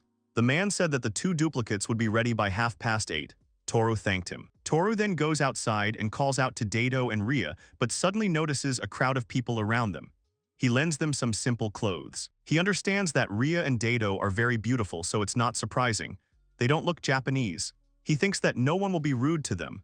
Everyone seems to just watch from the side. No one knows that it is a knight and a sorceress from another world. He takes the girls by the hand and says that they are going to go now. At the moment, they have time until the keys are ready, so they must do something. Ria said that this might puzzle the boy, but she wants to know more about the boy's world. Dado said that she went out at night, so she would like to see something new. Shizuku agrees and says that she also wants to explore this world. Toru said that since they are leaving tomorrow, they can take a little walk. The girls agree. The girls see buildings that are so tall that they block the sky. They ride faster than any horse, and there are so many people. Dado said that it's not only that, there are also many delicious things here. She will give her recommendations to Ria. Toru thinks that he doesn't know any other recommendations except pancakes. He doesn't know what they would like. Ria says she doesn't have the money of this world. Dado says it's okay and Toru will take care of it. Toru is surprised. Then Toru agreed and told the girls to leave it to him. After a while, he buys the girls pancakes. Ria tries and enjoys the food. Dado says that Ria has cream on her face. Then they buy more fish-shaped goodies. Then the girls notice a lot of people wearing different clothes. Ria agrees and says that they all look so fashionable. The girls turn to Toru and say that they want to try something on. After some time, the boys arrive at a women's clothing store. The girls change their clothes and then go out to the boy and ask him what he thinks of his clothes. Toru said that both girls looked really beautiful. Ria said that she wanted to try on the next set of clothes. Dado agreed and said that she would try on another set of clothes. The girls try on new looks. Dado had very daring costumes and Ria had gentle and elegant ones. Toru realizes that this is some kind of feast for his eyes, no matter what they are wearing. Ria then gives the girl a set of clothes and asks about it. Dado says that it does not suit her. Ria says that's not true and it would definitely look great on her. Dado agrees and says that she will try on the set and she needs to get naked. Dado puts on a delicate lingerie set and asks Toru how she looks. Toru blushes. Dado asks if it really looks weird. Toru says it looks nice and suits her very well. Ria said that it looks very cute. Ria then asks Dado to try on the next cute sets. After some time, the girls bought new sets of clothes. Toru said that he was glad if they had fun. At least in the other world, he could find some gold coins. Then they walk around the city. The girls say that Japan is really developed and looks so peaceful. Ria asks the boy if there are wars here. Toru replies that there haven't been any for 70 years. Dado says that even if she is so advanced, she does not see demi-humans or elves. She asks if this is really such a country. Toru says that, first of all, there are simply no half-humans or elves in this world. The girls asked the boy if it was possible that he was joking. Dado asked if humans had exterminated other races. Toru replied that he had never heard of them fighting half-elves or half-humans. Dado said that was what she was wondering. Toru replied that there were indeed myths about giants, demons, and such, but he did not think those stories were true. Dado said that she believed the boy. Dado apologized to the boy. Toru asked what the girl was apologizing for. Dado replied that she was apologizing for her selfish request with the key. Ria also apologized. After all, this was Toru's house. Toru said that it was okay. He also wanted girls to be able to come to him anytime. He wanted to show him more of Japan. The girls thank the boy. Toru says how about taking the keys and going to another world. After some time, they all receive keys for each. They open the door because it is time to get out of the dungeon to the surface in another world. The heroes arrived at the Yomi labyrinth on the 5th floor. Toru was scared when he saw the huge monsters. Suddenly, Ria and Dado appeared right in front of him. The girls rushed into battle. Toru exhaled and said that it scared him a little. Dado smiled and told the boy not to be so tense. Toru replied that it was natural for him to be tense. After all, there were no monsters in Japan. Dado said that with the boy's level, a couple of giant rats shouldn't be a problem. Toru said that if the girl said so, then maybe. He reached level 10, but he can't tell whether his stats are high or not. Then the boy realizes that he has learned the character evaluation skill and wonders if he will see the girl's stats if he uses this skill. Dato decides to try. The boy uses the character evaluation skill and sees the characteristics of Dato and Arya. The boy says that the girls have some high levels. Toru replies that he can't see all of the girls' characteristics. Dato replies that it's because of his low skill level. He'll be able to see more if he increases his skill. Toru thought that Dato's level had really increased. Her level cap was originally 47, but after they had been close twice, it had gone up. In her free time, she was grinding with a clicker. He thinks that the girl leveled up just like that. As for Rhea, her level is lower than Dato's, but her maximum level is higher. Toru asks Rhea if her level cap hasn't increased recently. Rhea says that it has, but he doesn't know why. The girl asks Toru if she knows anything. Toru wants to explain something, but suddenly Dato appears and asks the boy if he and Rhea really did that. She says that since that time, the boy has never done that to her. After a while, they began to move through the dungeon. Rhea was in the lead, the mage Dato was in the center, and Toru and Shizuku were bringing up the rear. Finally, they reached the 4th floor and asked if this was really the shortest route. Dato said that it was, and it was fast. Toru said that walking for 4 hours while fighting monsters was not very fast. Rhea says it's pretty quick to get to the boys' room. She had to wander around for about half a day before the poison knocked her out. Dato says she's traveled to and from the surface a lot, so she's used to it. Toru asks if they should rest a bit. It's just lunch time. Dato says the boy is right and there is a fountain not far from here so they can get there. The boy asks how far it is and Dato says an hour's journey. Then they started to make their way through various obstacles. Then they came out into some room.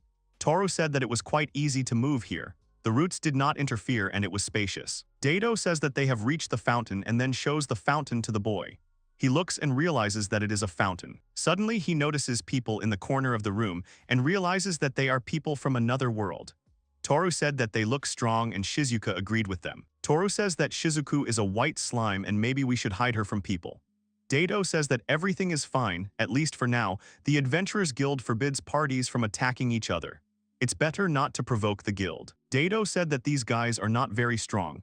Toru asks if that is really the case. Dato said that if the boy is really interested, he can see for himself and asked not to look at the characteristics of the red-haired boy. Toru asked why. Dato said that he looked like a thief and might have detection skills. He might notice that the boy was looking at his stats. It might cause them trouble. Then she would check the guy with the scar. Toru says he's level 12, only 2 levels above Toru. Dato says he's so-so then. He made it to level 10, so he's pretty average. He became an adventurer about 3 years ago. Fighting even one monster while below level 10 is tantamount to suicide. Killing a giant centipede at that level is simply unheard of. Yet the young man managed to do it in the comfort of his room by simply pressing a button. Toru said that they already knew that they weren't very strong. Dato said that she could tell just by looking at them. Toru said that it was as expected of an experienced adventurer. Toru decides to have a snack. Rhea asks if Toru really made it himself. Toru says it's the least he can do since he can't fight. He brought a bunch of stuff. Dato says she's looking forward to it. Toru says they'll eat first. Since they have a fountain, they don't have to worry about water, so he takes out the instant noodles. The young man decides to heat water in a saucepan, then add noodles, broth, and dried vegetables. Then he needs to wait a little and the food is ready. Dato was surprised that the food was ready so quickly. Rhea said it smelled great and then asked what it was. Toru said that this is the best miso. Rhea said that it is something like soup and she really likes the miso soup that Toru makes. Toru said it tastes like miso, but it's ramen. Toru says it's time to eat. The girls thank the boy for the food, then the boy starts blowing on the noodles and carefully eats them. The girls watch this process carefully and then try to eat it themselves. Suddenly, they all say at once that it is delicious. Rhea said it was delicious and had such a flavor despite the cooking time. Dato agreed. Suddenly, Dato notices the other adventurers staring at him. Toru thinks that they are sipping too loudly and the smell is too strong. Toru asks what adventurers usually eat in the dungeon. Dato replies that at best, it's dried fruit and meat and salted fish. At worst, it's stale bread softened with water. Toru thinks that sounds cruel. Suddenly, Toru takes out a pot and another pack of ramen. Rhea asks Toru if he really wants more food. Toru says he thinks they should share the food with the other adventurers. Dato says the boy shouldn't do that. Rhea says it's a great idea and she wants to help too. Toru thanks her. He pours the food into glasses. Dato says that the girl really thinks it's better not to do that. Toru says that the girl can stay here and look after Shizuku. He then approaches the adventurers and says hello. The scarred man is surprised. Toru realizes that they clearly don't trust them. Toru says that they accidentally made too much soup, so he offers them some. The adventurers are surprised. The man with the scar asks how much the food costs. Toru replies that they don't need anything from the adventurers and then hands them glasses of soup. The adventurers look at each other. Toru doesn't understand what's going on, but suddenly the man asks if it's poisoned. The man then asks the boy why he speaks the language of monsters and has so many strange artifacts. And besides, it is the first time they see such food. Toru remembered that he forgot his Japanese. Toru says that aren't they fellow adventurers and would they attack them? He didn't poison the food. The man says that the guild won't know what happened in the dungeon. After all, dead men don't talk. Then speaking of the dead, they look at Arya and ask if this isn't the omnipresent knight Arya. The girl agrees. The man says that Rhea helped him before, but he heard that Arya was dead. Toru realizes that Arya is considered dead on the surface. Arya says that she is alive. Toru thinks about a guy with strange artifacts who speaks the language of monsters, a night girl who came back from the dead, food that no one has ever seen. He doesn't think it will work. Toru says that if they are so suspicious, they can just throw the food away as they wish. He turns around and leaves. The man says hesitantly that he will eat it. Toru turns around and is surprised. The man says that the smell and sounds and he can't resist. He may die, but it doesn't matter. He tries the food and then says that it is incredibly delicious. Toru is surprised and asks if it is really delicious. The man smiles and says that it is simply amazing. The adventurers look at the man warily and then begin to taste the food as well. They are surprised that it is very tasty. Suddenly, the red-haired boy shouted at them not to eat everything. Toru was surprised and wondered why the boy said that, since he didn't add any poison. The young man said that if they softened their bread in this soup, it would be much tastier. The adventurers were delighted and began to taste the food. Then Toru bids them farewell and they leave. After a while, Dado said that she was surprised and didn't think that they would actually eat it. It's probably good that Toru is so happy. Toru said that he doesn't know if Dado is praising him or vice versa. Rhea asked the boy what he was holding. Toru said that those guys gave him these flowers as a thank you. Dado asked about the flower, then was surprised and said if it was really an ancient tree flower. Toru asks if it was really rare, since those adventurers had many of them. Dado says that this flower is an ingredient for a medium potion. Although they are in high demand, she has heard that very few adventurers know where to gather them. Some people have knowledge of such profitable things and hide it from others. In other words, this is a message from those guys that there is a place on this floor where the flowers of the ancient tree grow and he should look for them. It seemed like the best reward for the miso soup. Rhea said that they seemed to really appreciate it. Shizuka said that it was wonderful. Dado said that the boy should treat them to something delicious next time. The young man looks at the beautiful flower and says that he will treat them next time. After some time, the heroes arrive at the third floor of Yomi. Toru is surprised to see a castle in the dungeon. Dado agrees and asks if the young man is really surprised. A few decades ago, when this dungeon was found, this castle caused quite a stir. It was simply filled with gold things, so adventurers filled this place. A real gold rush. After a while, several skeletons appeared. Toru was very surprised and then Rhea rushed into battle. She easily cuts these skeletons. Dado asks if they are really skeletons. Toru says that skeletons must be pretty strong. Dado asks how they can be strong since they have no muscles and are unarmed. And then she asked if they weren't perfect for his training. Toru asks if he can handle them. Dado said that if the boy relied only on the click strategy, even if his level increased, his technique and combat sense would not improve. Toru agreed with her. Rhea said that she would carry their things and the boy could use her shield. Toru says that the shield is very heavy and to carry something like that all the time, you have to be incredibly strong. Rhea asks if the boy really doesn't like strong girls. Dado asked them to stop filtering everything. Toru thought he had no choice. After a while, the young man dealt with several skeletons. He thought they were weak, but there were so many of them. Suddenly, Toru stumbles, but Rhea catches him. The girl asks the boy if he is okay. Toru agrees, but as expected, he is already quite tired of all this. Rhea smiles and says that they are almost to the place where they can set up camp. So she asks the girl to be patient a little longer. After a while, they arrive at the right place. Someone tells Toru's group that there is a free place downstairs. Dado thanks him. They come to the prison cells, but here they will calm down. Rhea said that here they do not need to worry about monsters attacking. Dado agreed and said that there are also adventurers hired by the guild who are watching this place. They enter the cell. Toru says he is tired. Rhea replies that they will continue on another day so the boy can rest a little at night. They eat oatmeal and then go to bed. The next day, the boys wake up and start having breakfast. They are about to continue their journey going up the stairs. They enter Yomi's labyrinth on the second floor. Toru says it was a bit of a surprise to see a castle underground, but so was the forest. It's quite light here, and he doesn't believe they're actually underground. Dato said that the light moss grows in ancient forests. Toru says that he doesn't even need a flashlight. They make their way through the forest, and during lunch, Dato turns to Toru. Dato says that they will soon reach the first floor. He and Shizuku should be especially careful. Toru asks why. Dato says that the first floor is home to those who have no place on the surface. Quite a few criminals live there, so turf wars are not uncommon. As in most slums, on the ground floor several powerful groups fight for power and territory. The Thieves Guild makes its living by pickpocketing. The Merchants Guild specializes in selling goods on the black market. And a guild that has only recently gained power is the Mercenaries Guild, which performs tasks that require brute force. Toru said that this place looks pretty dangerous.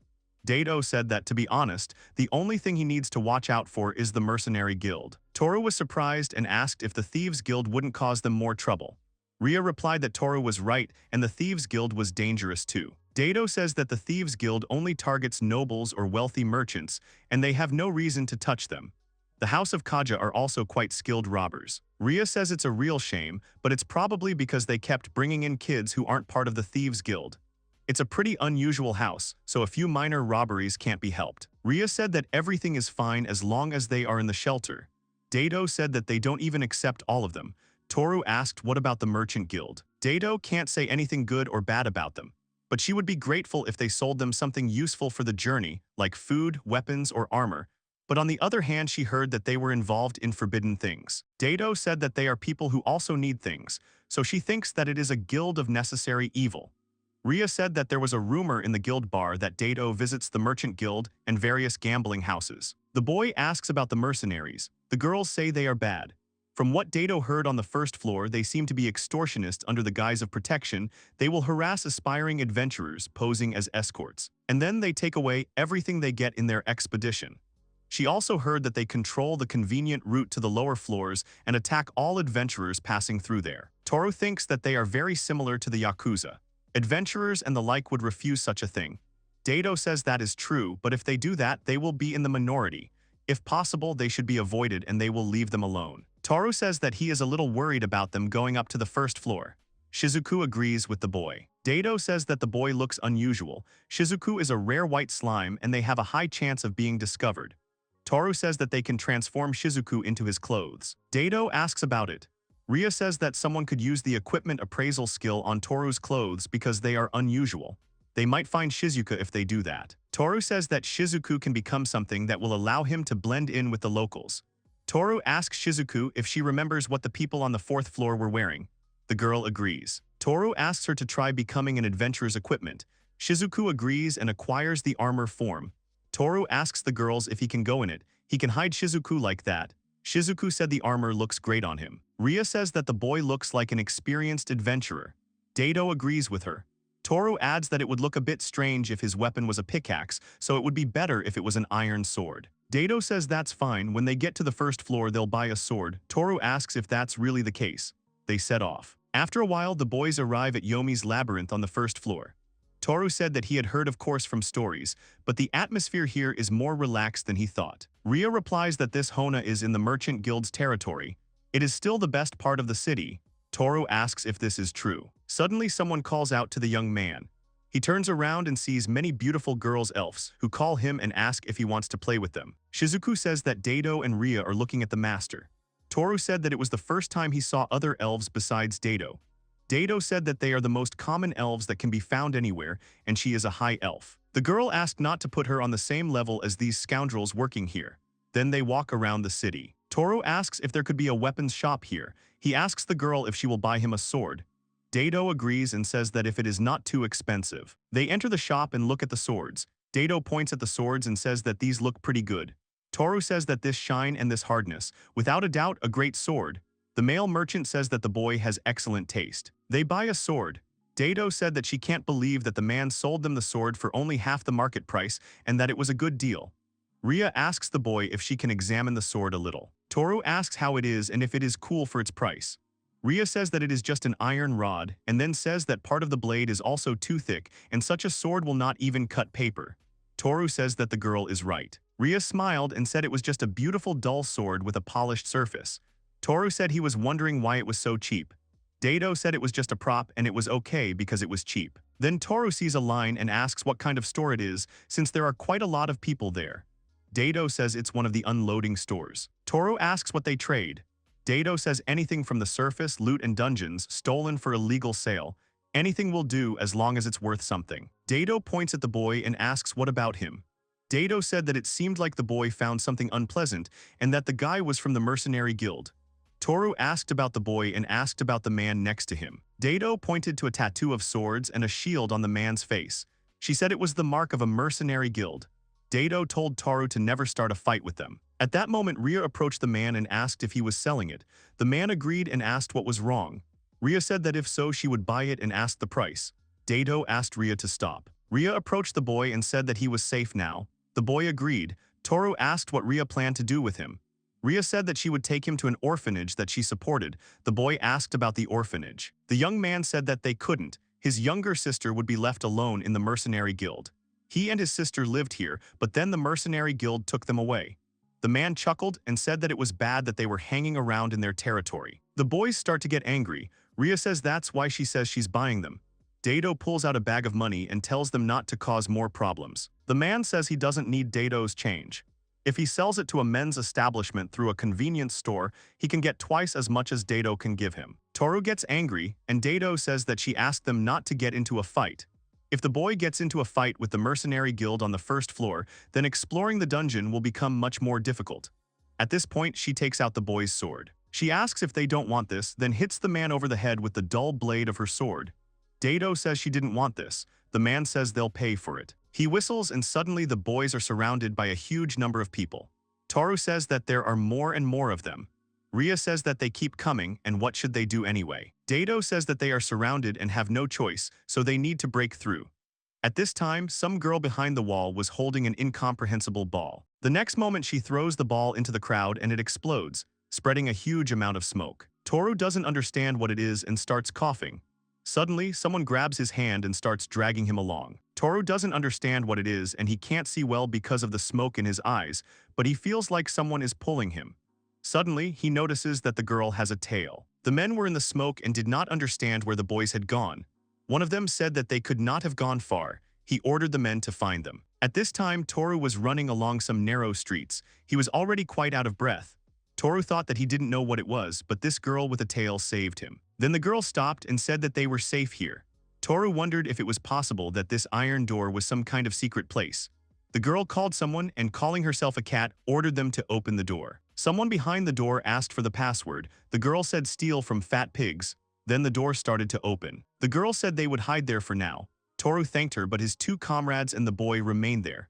The girl said they were safe. They pulled them out separately to knock off their tails. They agreed to meet here. The boy walked through the door. The girl told the man in the cloak to contact headquarters. The man agreed. The boy entered a room with a large number of wooden boxes. Toru thought that this place was used as a warehouse, but from the inside it looked like that. The girl exhaled. The girl took off her hood and told the boy to sit down somewhere. Toru asked about the cat ears. The girl asked what happened. She asked if the boy really didn't like being saved by a half-human. Toru said of course not, but he was just surprised. Toru thanked her for saving him and his friends. He asked her why she did all this. The girl said that their original task was to save Nick, but the guys just happened to be nearby. Toru thought it was a boy's name. He mentioned that he and his sister were involved with the Thieves Guild. Toru said that it meant a girl from the Thieves Guild. The girl agreed and asked if it wasn't obvious. Toru thought he should have realized that. He thought the guy had a similar hood. The girl said that the boy should know that guilds can't just start a fight in public. They, the boys, had done them a big favor by turning the attention to themselves. She thanked the boy. Then she smiled and said that his girlfriend had saved them a lot of trouble by hitting that thug on the head. The girl asked the boy what his name was. Toru introduced himself and the girl said that everyone called her Kot. She wanted to thank them for saving Nick and asks the boy if there is anything he needs. Toru said that he does not need anything. They have already helped them a lot getting them out of this mess. The cat said that they, the boys, had already helped them by just starting the fight. She wanted to thank the boy separately for that. The boy said that if that was the case, he could ask the girl for something. The cat asked him to just say it. Toru asked if he could have this room then, and if he really didn't need anything here. The girl was surprised by the unusual request. Toru thinks that this room has a similar iron door, and the interior is similar to the one in front of his room. There is a possibility that this place can be connected to his room. The girl apologized and said that she couldn't give the room to the boy. It wasn't something she could decide on her own. Toru agreed. Toru asks about how about he inspect the room. The cat asks about the inspection and asks why he needs it. Toru thinks about what to say and realizes that he looks suspicious. The cat asks if it is possible that the boy is just a scientist. She says that now that she thinks about it, the boy really doesn't seem like an adventurer, so he speaks the language of monsters. The boy agrees. The girl says that the young man can look around as much as he wants and she will go with him. The young man thanks her. He begins to look around the room carefully. Suddenly, the girl turns to the boy and asks him if he really doesn't like demi-humans. Toru asks her why she's asking that. The girl replies that many people do not like half-humans. Toru thought that this is normal for this world and he did not know. Toru says that on the contrary, everyone in his area loves half-humans. He then turns to the girl and asks if Cat is her real name. The girl replies that it is a nickname. Toru wondered what the nickname meant. Is she using this name because she hates humans? He thinks that maybe by looking at her characteristics, he will find out her real name. He decides to evaluate the character and realizes that he can't see her status. Suddenly, the cat turns to Toru and asks if he really tried to see her stats. Toru says that he just wanted to know her real name, and he was thinking about how thieves can tell when an evaluation is used on them because of their skill detection. The girl said that since the boy tried to look at her characteristics, he would look at her. She would tell the boy to know that her character evaluation was quite high and she would know everything. The girl looks and starts laughing and says that the boy has a funny name. She says that it is a strange name and where did he even come from? The girl says that unlimited growth is very cool. He even has some hidden unique skills. Toru is surprised by the unique hidden skills. The girl says that the skill is to approach the girl and raise her level limit by 1 to 3 times a day. The boy thought that this was too long a skill name. Toru thought it was the effect of this skill. Suddenly, the cat knocks Toru to the floor and asks the boy to let her test his skill. The girl approaches him. The girl says that she did it and her level limit went up by 1. Toru says that the girl already checked and could she please get off her. The girl asks if they can do it. Toru says he refuses. The girl turns to Toru and says she thinks he doesn't like half-humans. Toru says he likes them. Toru thought that the girl had pleased him 3 times. He asked her to finish and get off him. The girl asked the boy if he felt that it was a little hot here. Toru was surprised. The girl says that her name is Miriam and the boy can call her Miri and him Toru. The boy asks her to stop and asks why she is taking off her belt. The girl said that didn't 3 touches of lips make him want something. Toru got scared and said that it wasn't like that at all. The girl asked if it was really so, but another part of him was ready to do it. She was glad that the boy was so excited even from a half-human. He couldn't do anything about it. Suddenly they hear a voice behind the door, saying how soon they will get to Toru. Ria said that if something happened to him, she will destroy the Thieves Guild. Dato told Ria that these people are helping them. The man said they were almost there. Toru realized they were heading straight here. Toru thought that they would be in trouble if they saw them. He panicked and asked Miri to get off him because people were coming. The girl said that she couldn't hold back and couldn't stop. The boy turned to the cat and gave the password. Toru told the girl that he had given the password and the girl had to answer. The cat said that they had come to the best part. Suddenly she shouted that they were busy now and asked them to come later. Toru was surprised and so was Ria. Ria asked what the girl was talking about and asked her to let them see Toru. Dato turned to Toru and asked what happened. Miri told Toru to leave them and have some fun. Ria turned to Dato and told her to blow up the door with magic in that case. Toru thought it was crazy. Toru asked Miri to move and grabbed her by a part of her body. The girl said that the boy was so rough and finally wanted it too. Toru pushed her away. He threw the cloak over her and pressed the button. Toru greeted the boys and said that he was glad they were okay. Dato said that the boy had also run away. Ria replied that she had heard some strange voices and was the boy okay. Toru replied that everything was fine. Dato said what about Miri? She said they were busy or something. Toru said she was a little busy cleaning. He suggests they go inside and wait for a while. Later, Toru said that he was wondering what happened to them, so he's glad they made it here. Ria agreed and said that they still had problems. It would be dangerous for them to be seen by the mercenary guild. Dato said that the guy from the Thieves Guild came out to look around for us and they would leave this place when everything was clear. Toru agreed and said that the Thieves Guild was on their side. Maybe there were routes to the surface and the second floor that they could access from the Thieves Guild's territory. He asked if they knew. Ria gave a negative answer and Dato agreed with her. Toru turned to Miri and asked her. The girls asked if Miri was okay. She looked like she had a cold or something. Toru said that they should look for a way to get to the surface. Miri is surprised and asks if Toru is really going to the surface. Toru says that unlike the people here on the first floor, they don't need to live here.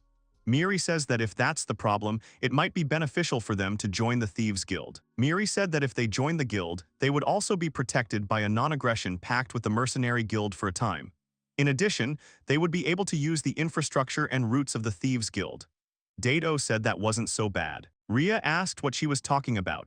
Becoming part of a Thieves Guild was unthinkable. She was sure that it was a guild of lovers who robbed for profit. She would take this boy and his younger sister with her to the surface and hand them over to the orphanage. Dato turned to Ria and told her that she should know that it was dangerous to bring the children with them. They had just escaped from the Mercenary Guild, thanks to the thieves. They should leave the children with them. Ria said that they teach children to steal.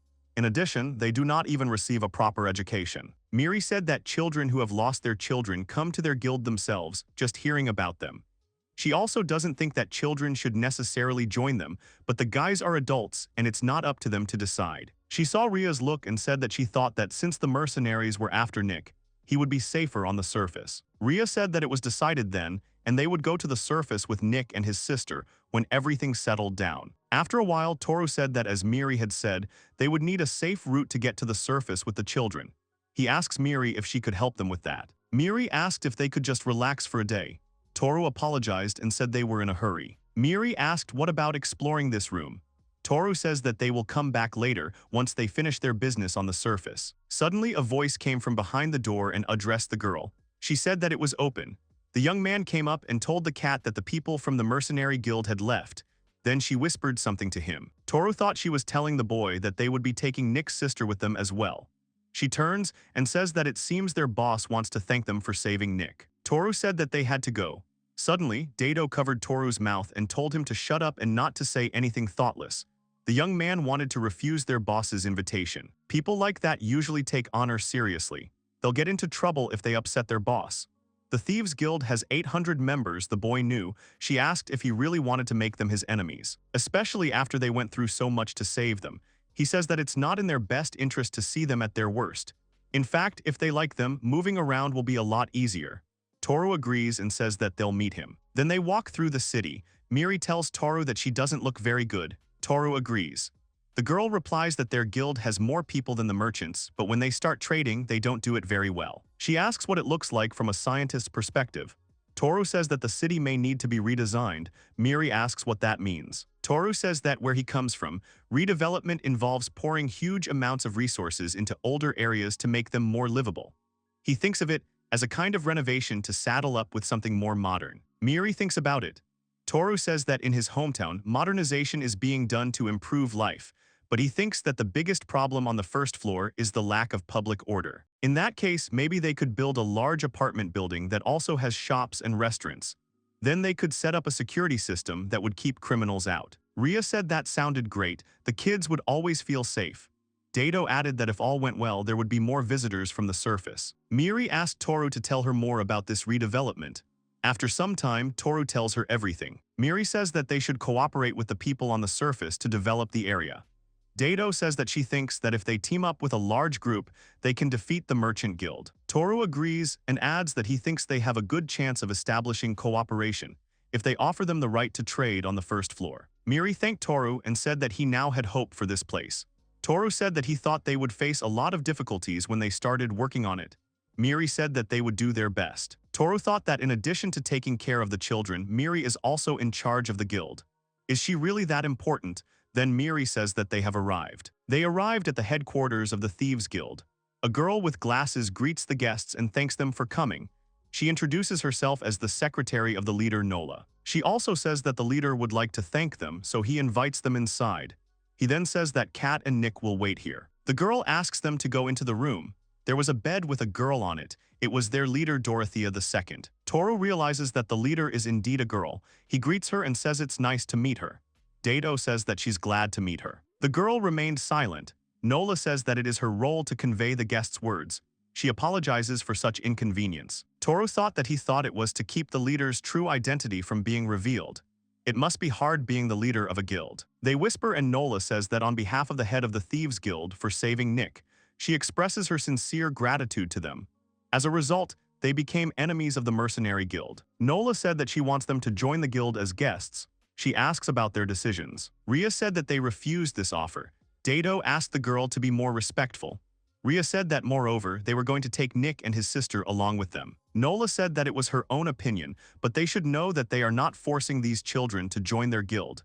If they ask them personally, they will hear the same thing. Ria says she understands this, but these children have a right to live in safer conditions.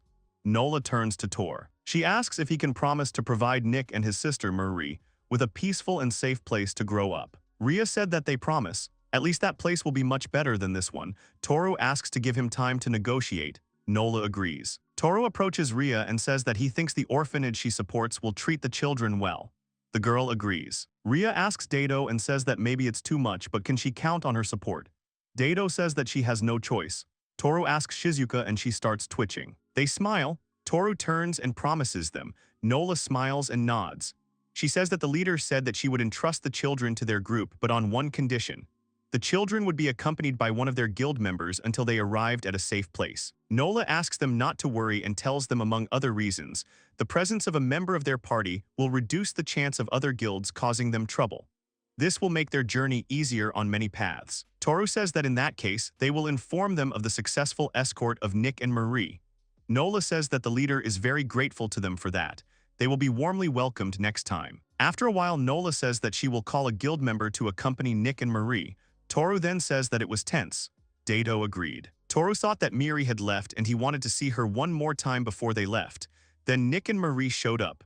Ria told them that they could rely on her. Miri comes up to them and says that she will go with them as their escort. Miri asks the boy what he is unhappy about. Toru says that everything is fine. Miri says that living underground has become rather boring, so she wants to go to the surface for a change. Toru is happy. Miri says that the leader said that she can show them a special exit from the Thieves Guild to the surface. It's the shortest way from here. Dato says that's really wonderful. Miri asks what the young man thinks of their leader. Toru replies that she is a beautiful person. Even if only her silhouette was visible, it was obvious that she was very beautiful. Miri agrees. Toru says that her form is also simply enormous. Miri pinches him. After a while, Toru says that they finally came to the ascent to the surface and he is a little excited. Miri asked if the boy doesn't go outside often. Toru said that he doesn't actually go outside for some reason. They climb the stairs and find a light and it seems like it's not far away. They reach the surface. Toru thought that this is what the other world looks like. He sees a city. Ria says that the city is Heraklion. Since it is near the Yomi Labyrinth, it is also called Yomi City. The Adventurers Guild is also there. Ria asks the boy how he likes their world. Unlike Toru's room, they don't have electricity or computers. Dato asks Ria not to say that because they also have shops and many comforts in the city. Toru asks Shizuku what she thinks. Shizuku says that the air here is so clean and the sun is so bright and the villa is just incredibly beautiful and this world is the best. The girls smiled and decided to show Toru around and drag him to all the places in the city.